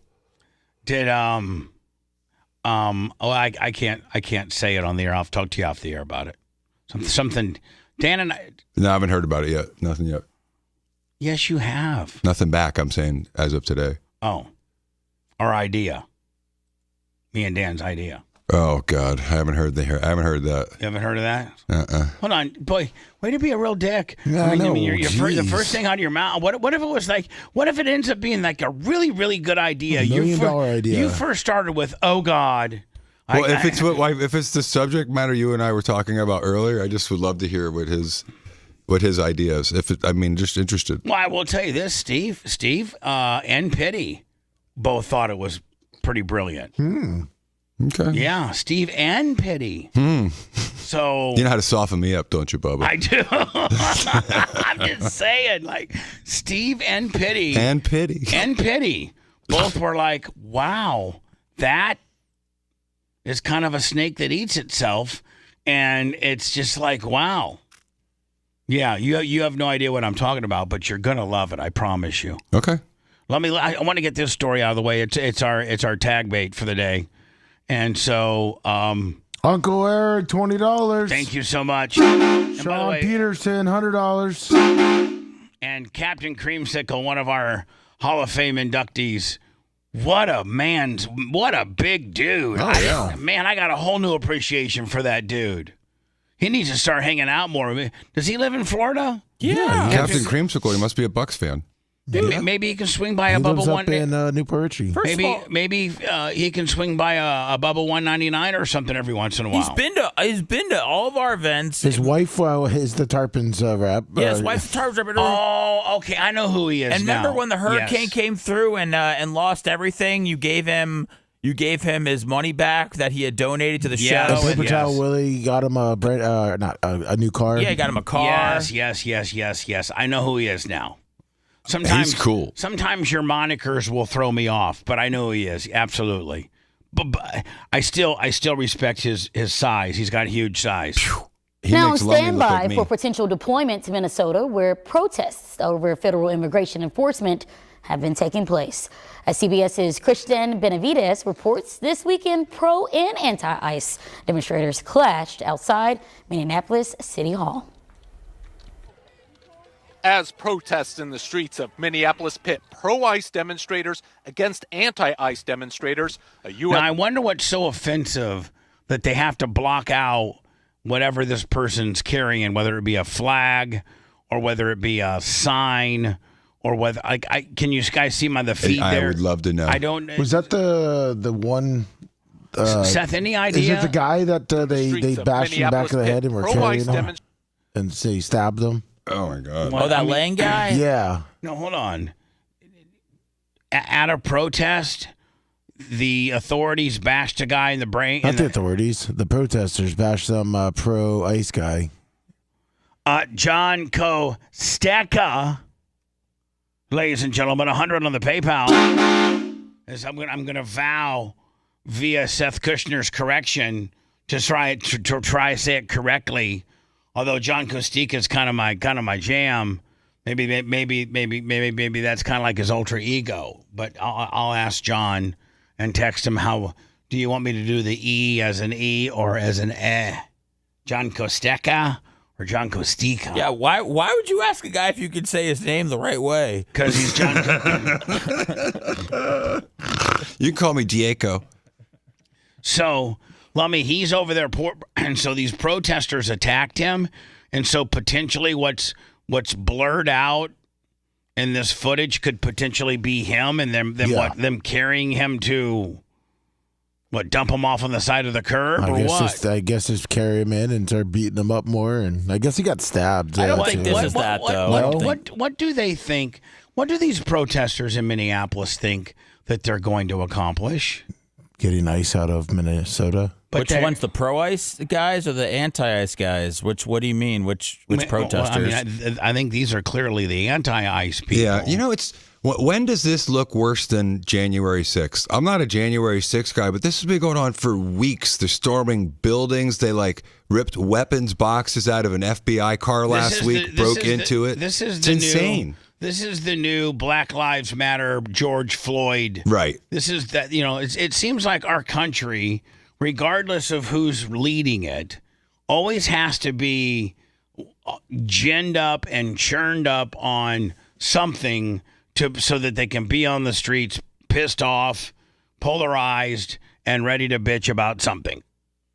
And it's just if you just take a step back and let's say, okay, I don't like ICE being in my city. I don't like it.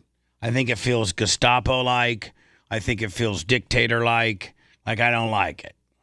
But I think most people would agree that they don't want criminals, undocumented criminals from a different country that don't have any documentation, that have committed a crime.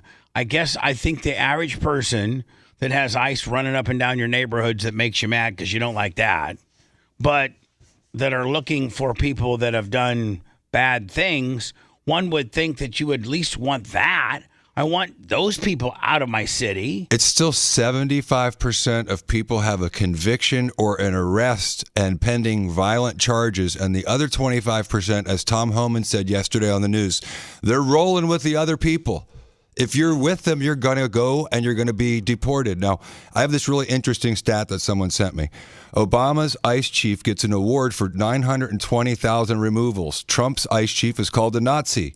Same guy, Tom Homan, was in charge of it for Obama. Obama deported in 2012 409,000 people. Trump in 2025, 290. You're even buying into it. You just called it Gestapo. No one called it anything during the Obama administration. No, I'm reading what I'm sorry. Reading that's because their arguments are, that's inflammatory. Joe Rogan's headlines yesterday was, this is Gestapo-like. So, you got to do the math. It's so frustrating because, like you said, they've taken such an anti-Trump administration position that no matter what he does, even if it is in the name of good intentions, the problem is, Minnesota's a sanctuary state. So because they're a sanctuary state, they do not cooperate with ICE. They can arrest somebody for a violent crime, have them in jail, and they release them on the street. And so ICE is forced to go get these people in the streets. In Florida, every sheriff's officer in the state of Florida has been deputized as a federal ICE agent. We cooperate. When people get arrested here and they're in jail, the sheriff's department, the police department, they call ICE up and they said, guess what? We got a rapist here who's got a pending charge. Why they get rid of him. Why doesn't Trump reverse engineer it and say, okay, we'll do it your way and Tim Walz's way. We're pulling all ICE and all federal, all federal agencies out of Minnesota, and we're gonna let your governor we're gonna let you guys do it your way. And Jay, these bad people people that do bad things, people that have the mindset of, I don't care that I'm in a host country, that I should be keeping my nose clean and minding my own business so I don't get yoked up by an agency that deems me, illegal. But instead, I'm just going to fit in. I'm going to get a job. I'm going to go to the convenience store and pay for my bucked up. I'm not going to, I'm just going to be a good guy. No, I don't think that the illegal immigrants with bad intentions have any mindset like that at all. So they're going to be doing bad things. It's just going to happen. So you pull all the ICE out, whatever other agency, U.S. Marshals, whoever you got in there helping ICE. Can I ask a question? A serious question. So when these guys go in there and do this raids, why don't they have the support staff to keep those? Because it goes state to state. When you go to a state like Florida, where the governor works with the president and the federal agencies, and you got a Grady Judd and a Chad Chronister and these people that support ICE, so that when ICE needs support or needs people taken to the Orient County Jail and held for what they've done, then that's when it works. But when you get into a blue state that's led by Tim Walz, the former, vice presidential candidate, they don't recognize ICE's authority in their state, and they don't support them at all. They don't send any boys to help them out.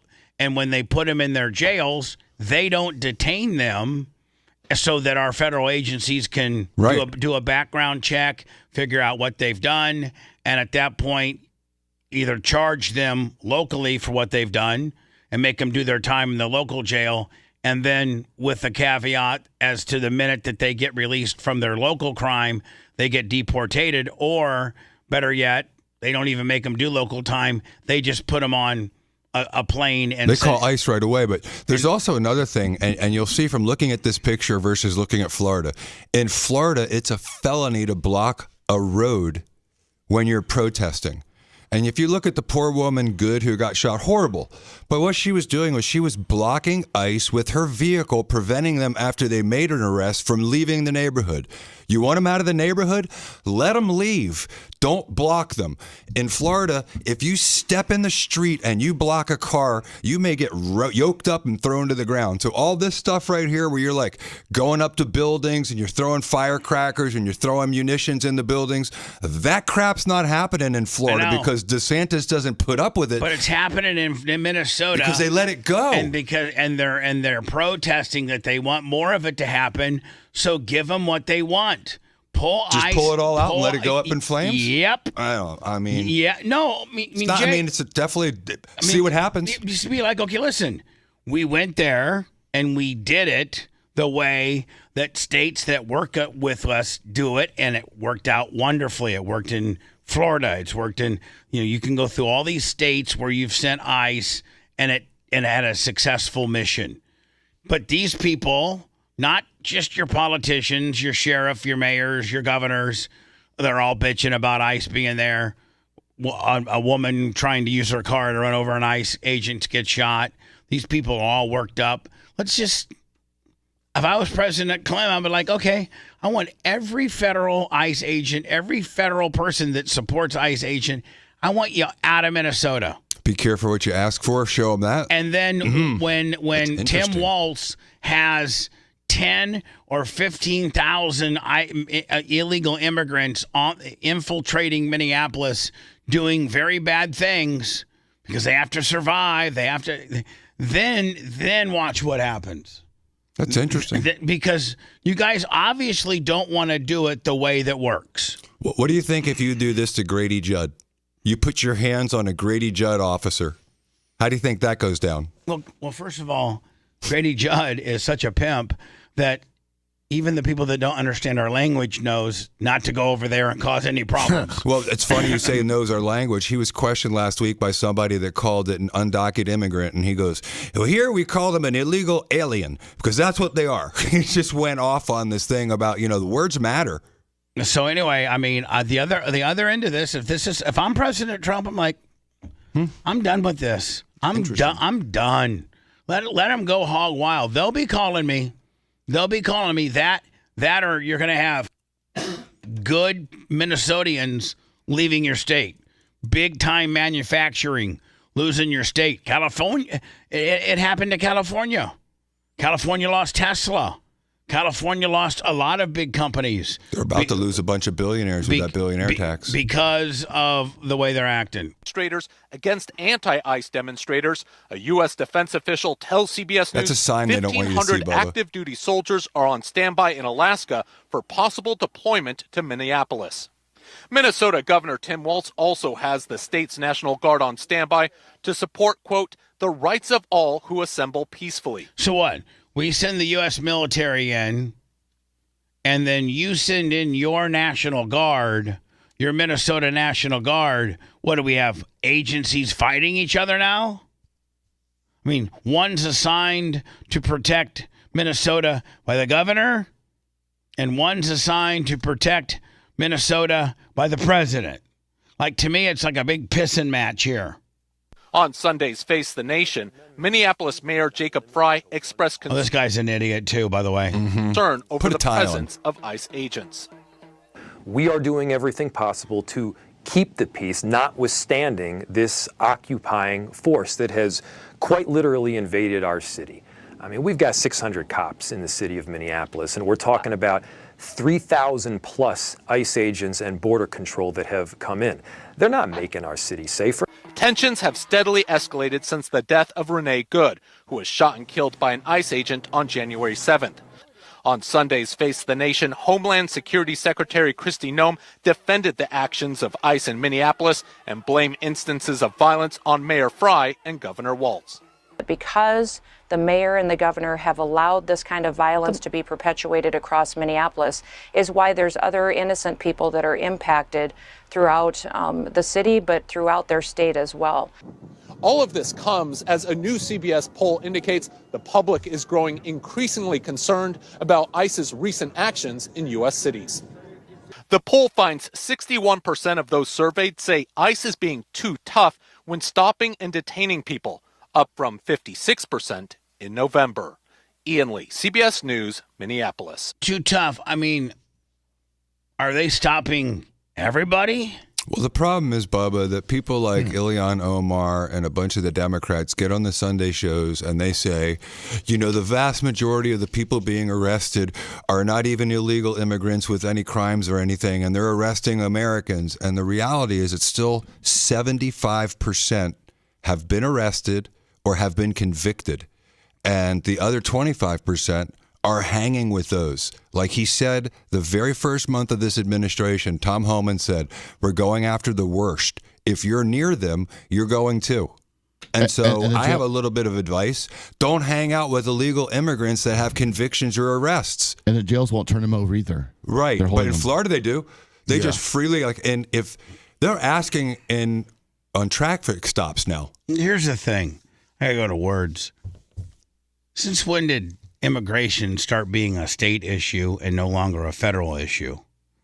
I mean, I know there's a lot of different things, separation of church and state, and also, the state supremacy clause and state rights. The states have the right to make their abortion rule, make the right Second Amendment rule.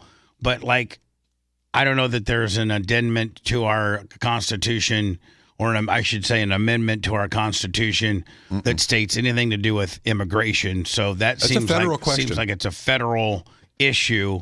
It's a federal resolve, and it's a federal, and so why is immigration not a federal deal, and these states can denote themselves as sanctuary states or non-sanctuary states, and you got Florida that plays by one set of rules, and you got Minnesota that plays by the others, and you got California that plays by the others.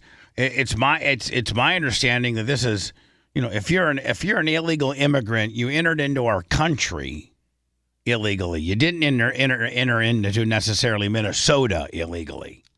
So like it's a national problem that the states have now made a state issue, and I think that's the problem in itself. And so if there was a federal rule where the feds didn't have to worry about what the mayor thought or the governor thought, they went in and directed by their their leader, in this case Tom Holman, via Donald Trump, then it would be a uniform enforcement, the same way in California you enforce it, the same way you force it in Massachusetts, the same way you force it in Arizona.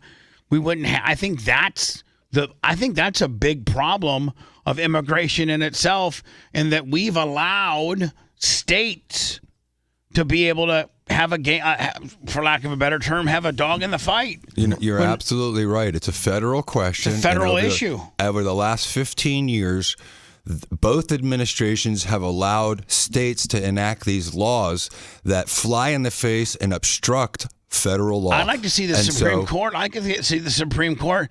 Somebody bring some type of legislation to the Supreme Court and say, hey, listen, is immigration a federal issue or is it a state issue? And interview or do statistics on, okay, we busted 1,000 people from Minnesota. None of them, I mean, I guess you can come in through Canada, right, Lummy? Yep. But the majority of them probably didn't. How many of them actually broke in, and I don't know that we brought most of the Somalis in during their political crisis. That the northern portion of our country has huge walls, and I mean, there's, to me, Lummy, that I know there's. No, they were showing videos of people sneaking across through the woods and up in Minnesota. The northern port of our boundary of our country. There's, I've seen stretches of hundreds and hundreds of miles of woodlands that separate America and Canada. So I don't know. I think we need to denote. I think we need to make immigration, regardless of who the president is, it's a federal issue, and you states need to be in lockstep with what. And you may not like it. You may be a Democratic Democratic governor that doesn't like the Republican president's way to figure out immigration. Well, hopefully in 2 or 3 or 4 years you can get your guy in there. But this is a federal issue. The problem is that they would have to change the 10th Amendment. What's the 10th Amendment is about state law, state rule. But there's a supremacy clause, which means, states, it's a federalism where states get to do their own laws, but they have to be consistent with federal law. It's called the supremacy clause. And so you can have state laws that are consistent with federal laws, like Florida.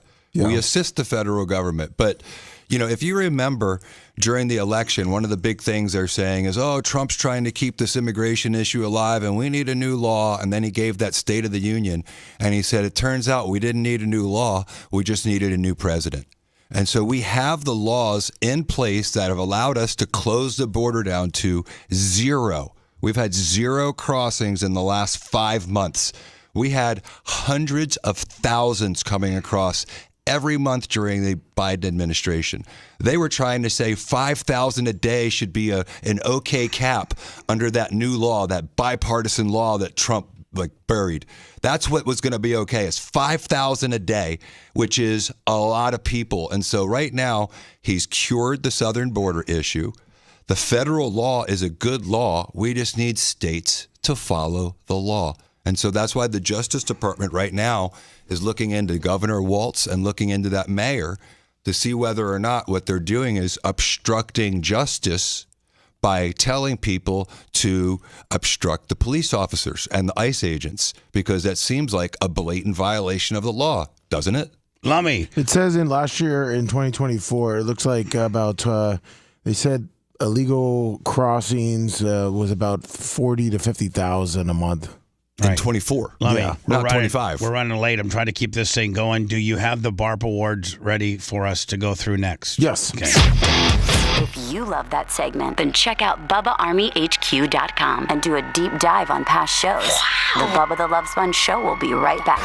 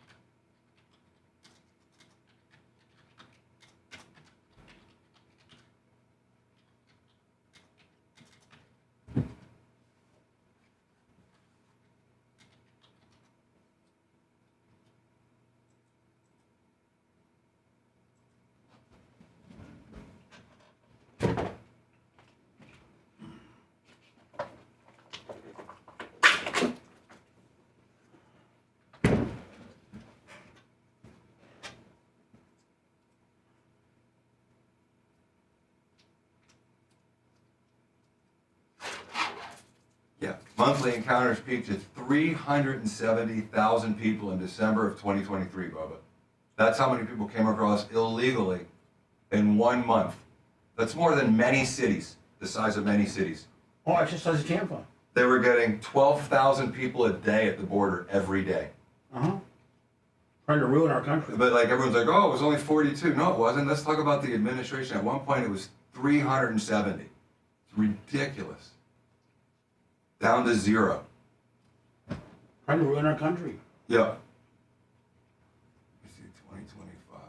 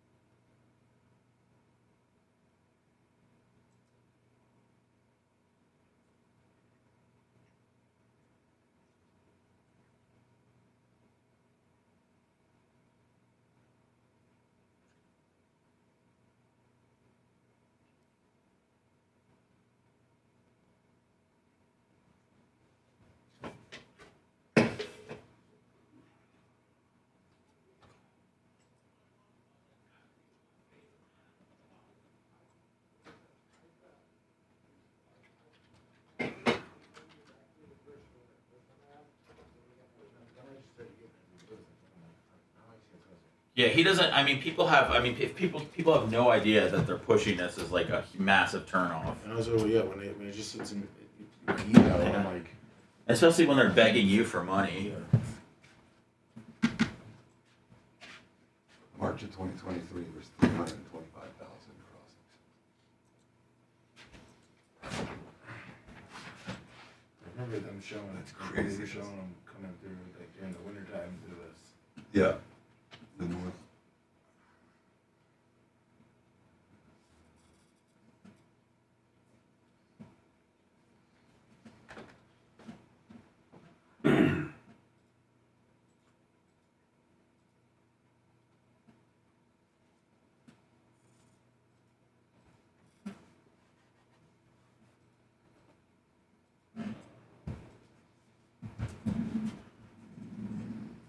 Zero for the last 8 months.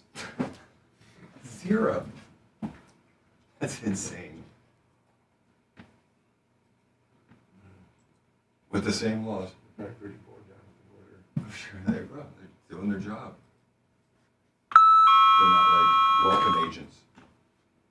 That's what they became. Here's a silver blanket. There's a bottle of water. There's a face mask. We'll put you in line for a bus.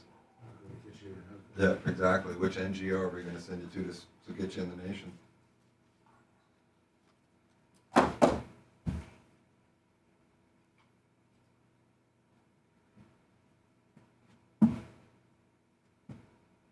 Oh yeah, Davos. That's where like the new world order happens.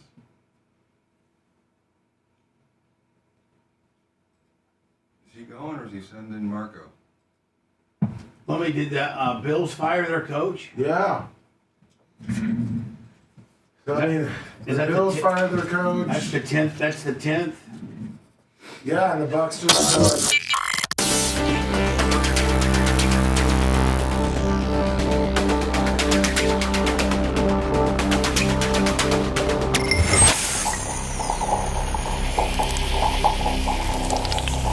Semi-Auto Glass is a family-owned business ran by the brothers Michael and Travis Hatscombe with over 40 years of combined family experience in the auto glass industry. They bring a wealth of knowledge to every job, whether it's semis, whether it's heavy equipment, or whether it's your fleet. Semi-Auto Glass meets all of your auto and truck glass needs. Windshield, back glass, door glass, and automatic window repair. So easy to get a hold of. 813-245-1936 or semiautoglass.com.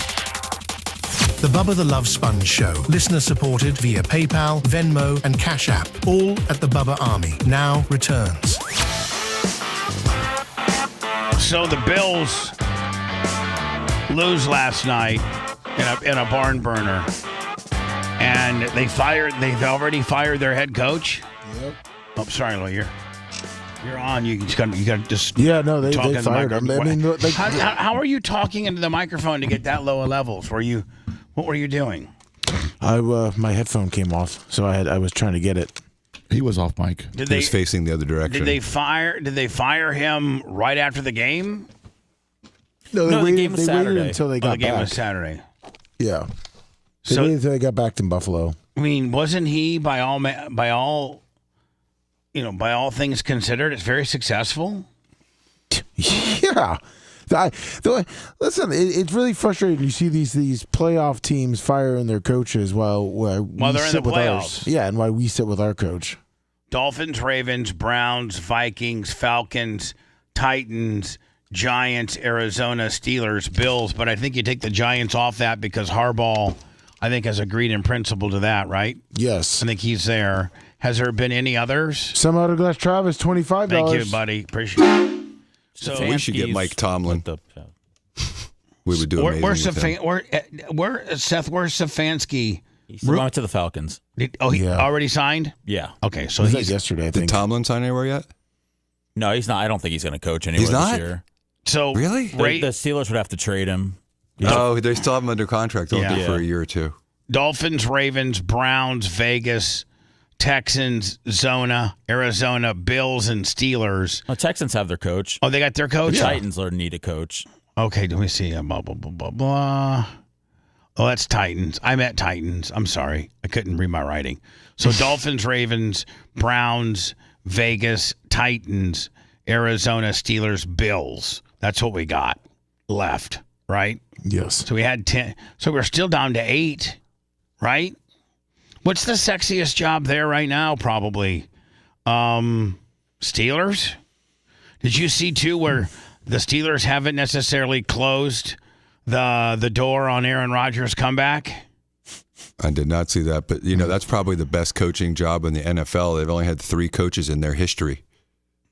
I don't know, Pittsburgh man. Steelers. If you get there, you're in for 10 years plus, man. They don't go like just firing coaches willy-nilly there.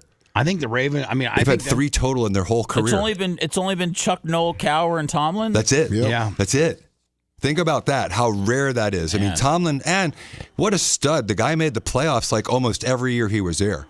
He's a really good coach. And he used to play under Dungy, or coach under Dungy. Let's go ahead and give our categories. These will be what we will be voting on tomorrow, and some of them might have to be reworded. Okay. All right, so we got the drunk for various purposes. The Drunk Kim Award. Okay, so that's for who's the drunkest. Most drunk or annoying. Right. We got the Scout Big Gulp Award. And Seth, I'm putting those out there just for you to have a night to be able to percolate and maybe, really, really drill down deep into your memory on who could potentially your vote be for. Yeah, the drunk person, I'm not sure. I don't even feel like anybody stands out at this point, but hopefully I have some votes for the other categories. Yeah. The Scout and Big Gulp Award, which is the most handsy but wanted it. Okay. The Mac Award, the best +1. All right. The Grouper Lips Award, which is put in the most amount of work. Oh, okay. That'll be okay. Brennan the Quad Award, most over for the week. You mean the most popular? Yes. Yeah. The Missy Hazlett Award, which is the hottest MILF.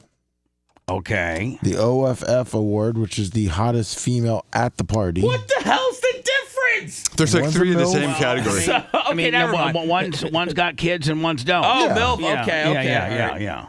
The right. David Hernandez Award, the most sad at the party. Right. Which might be Brandon. I think that's a lock-in.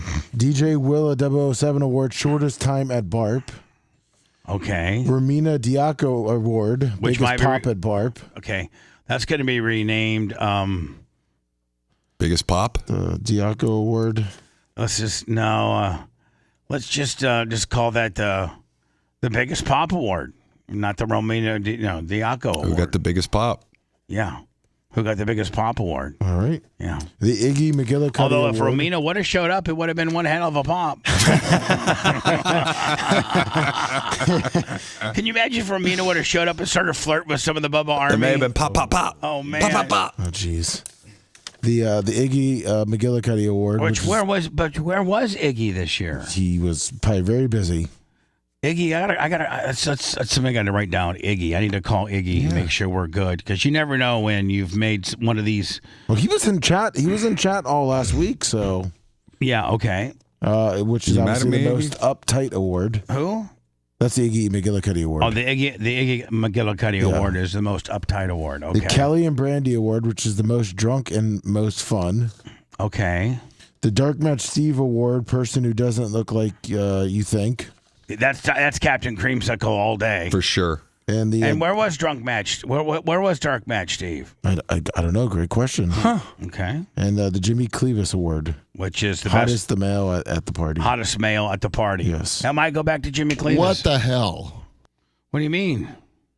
He's not the hottest male. Come on. Who's your Okay, vote? we're not. I vote myself. Macho. This was Yourself? This was a couple years ago when we named this these. is you're getting Voting Macho. Are you? himself in. Is there something you're doing differently today? Because you're really By the way, $20. Dude, I'm loving the contributions from really, Macho. really getting lippy. He's very passionate about certain things. And Macho Man, it was before you started working here. Yeah, so we can't make it I'm to sorry. Macho Man I'm sorry. Award about being the hottest dude. We know you're the hottest. You could dude. win it, though. Yeah, what if you won it? But it's not your. I mean, it's called the Jimmy Cleavis Award because Jimmy Cleavis has consistently been here for 7 years. You just got here 2 years ago. We can't rename an award. It's only down to a handful of people. That there's And not. to be You can completely nominate honest yourself with and vote everybody- for yourself, To be by the completely way. honest with everybody, I am still celebrating right now. So Yeah, I can tell. I can tell you're a little. We're a little tuned up. Yeah, I think And- something's going on with And him. the last award is the Seth Kushner Award. Which is a what? Seth needed an award.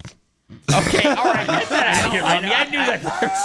I know that, but It's just to make him feel good award. But what's the criteria? That's what it was. Do I get it every It year? says, Every year. Yeah, it says Seth Kushner Award because Seth needs an award. All right, so the Seth Kushner Award just automatically assume goes to Seth Kushner. It's a shoe-in. So every year it would go to Seth. It unless doesn't Seth matter wants to what give the it to someone criteria else. is; it just goes to Seth. Correct, because he Fantastic. needs It one. was funny, though, with Yes. that microphone. Thank you. Oh yeah, he gets behind me, He did. so I can't see him. Yep. And then he starts doing his editorial eyes, and I look around and I can't see him because he's strategically put himself in a spot where I can't see him, and then he just lets it rip on me. He was Brian- off the stage, I hiding actually- behind I- Mr. Creamsicle. I actually like the dynamic. I kind of like Steph's little stab ins. I kind of like that. It was funny. We will make sure we have a hot mic on him at all times next year.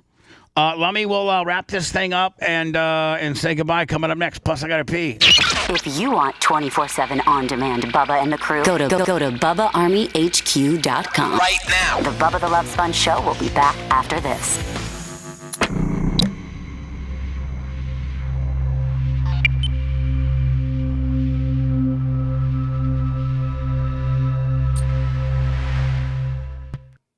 You guys Can I get a gift card? hit that like button. Yeah.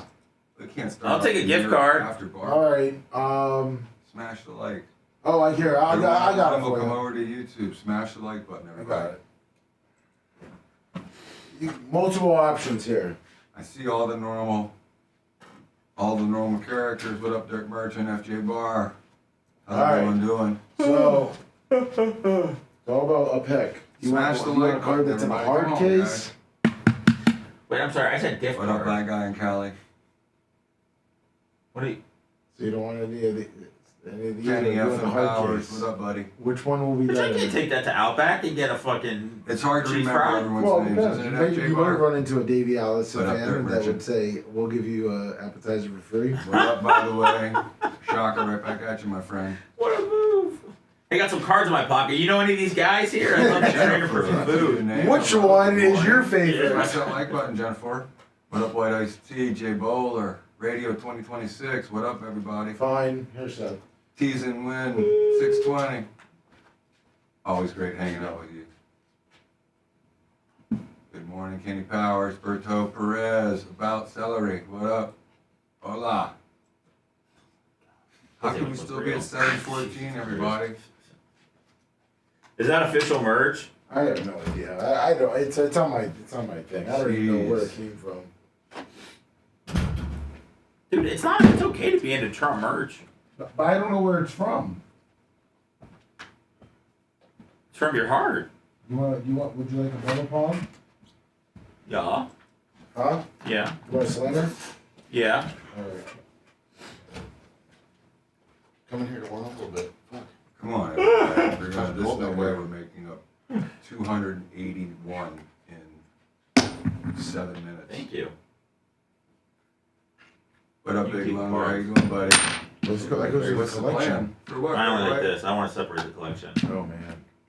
Sorry. Just push it forward. I know I was going to be every looking day. for this in about 6 months. Every day I don't know above where ground it to is do at it. this point. What up, Yeah, Big Lung? How are It'll you? be right there. You can nominate yourself and vote for yourself. I saw him. I had to have him. This morning was either be really hurting or really not hurting. You look like you're good. I'm good. You look I'm really good. I'm gonna Uber home though. That's probably a good 100%. Damn. Probably a good idea. 100%.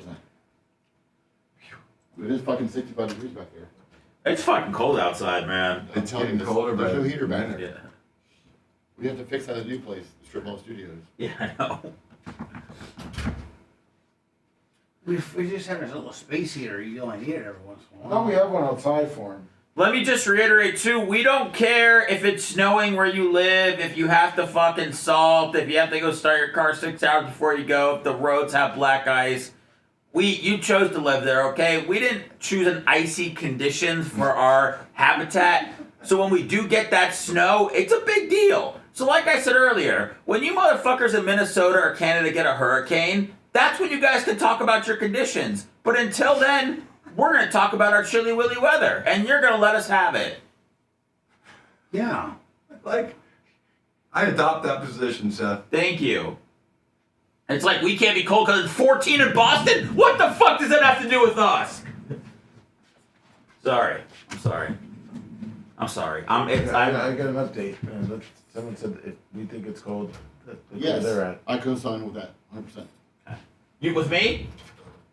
Was he co-signing with me? Yes. Fuck yeah, he was. I want to hear about everyone. Okay, give out your phone number. Let me have everybody text you. Everyone has Well, it. now I'll make sure everybody has your it. weather report. He likes it. Somebody's like, oh, look at this snow in Michigan. Looks different from the snow in Idaho that they're sending me. It was in Michigan. It was Indiana. I don't mind hearing it from chat because it just makes me feel how much better it is here in the winter. Although it sucks here in the summer.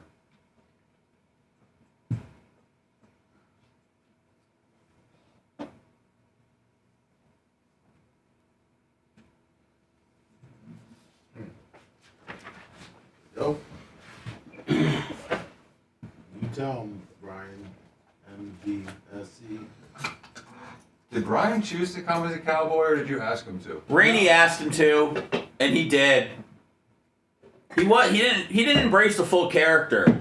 No. He's been known to be Started with borrowing his wife's hat. He said he bought that at the Dude Ranch.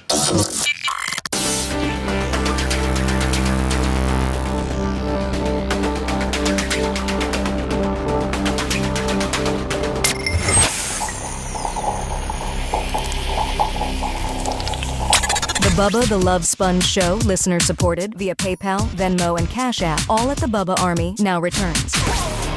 Nothing more left to say than goodbye. No after show today because I gotta 11 o'clock podcast I got to prepare for. We will have Clem Cush tomorrow. Then Wednesday, I got 2 podcasts. Thursday, buying the baby face. Friday, Gene Lasker, and I'm out of here. I've just spent the entire weekend at the track. I will be at the track, Lummy, from now until my calendar does not free up until March 21st. Oh man, is my first availability to do anything. So I am absolutely slammed. So wow, yeah. So whatever. I mean, I like it that way, and I appreciate that Seth's going to host some shows, which means we can have the live show aspect, topical on what's happening with Seth as the host, and he hosts way different and in some incidents, some people say better than me, and so you have the best of both worlds. So there you go. Let me know after show today. No. Maybe if you just see things that need to be fixed up around here, whatever. We will be on it. Okay, appreciate it. Jay, appreciate you. Appreciate you. Seth, congratulations on winning your award tomorrow. Thank you, man. I'm excited, but nervous.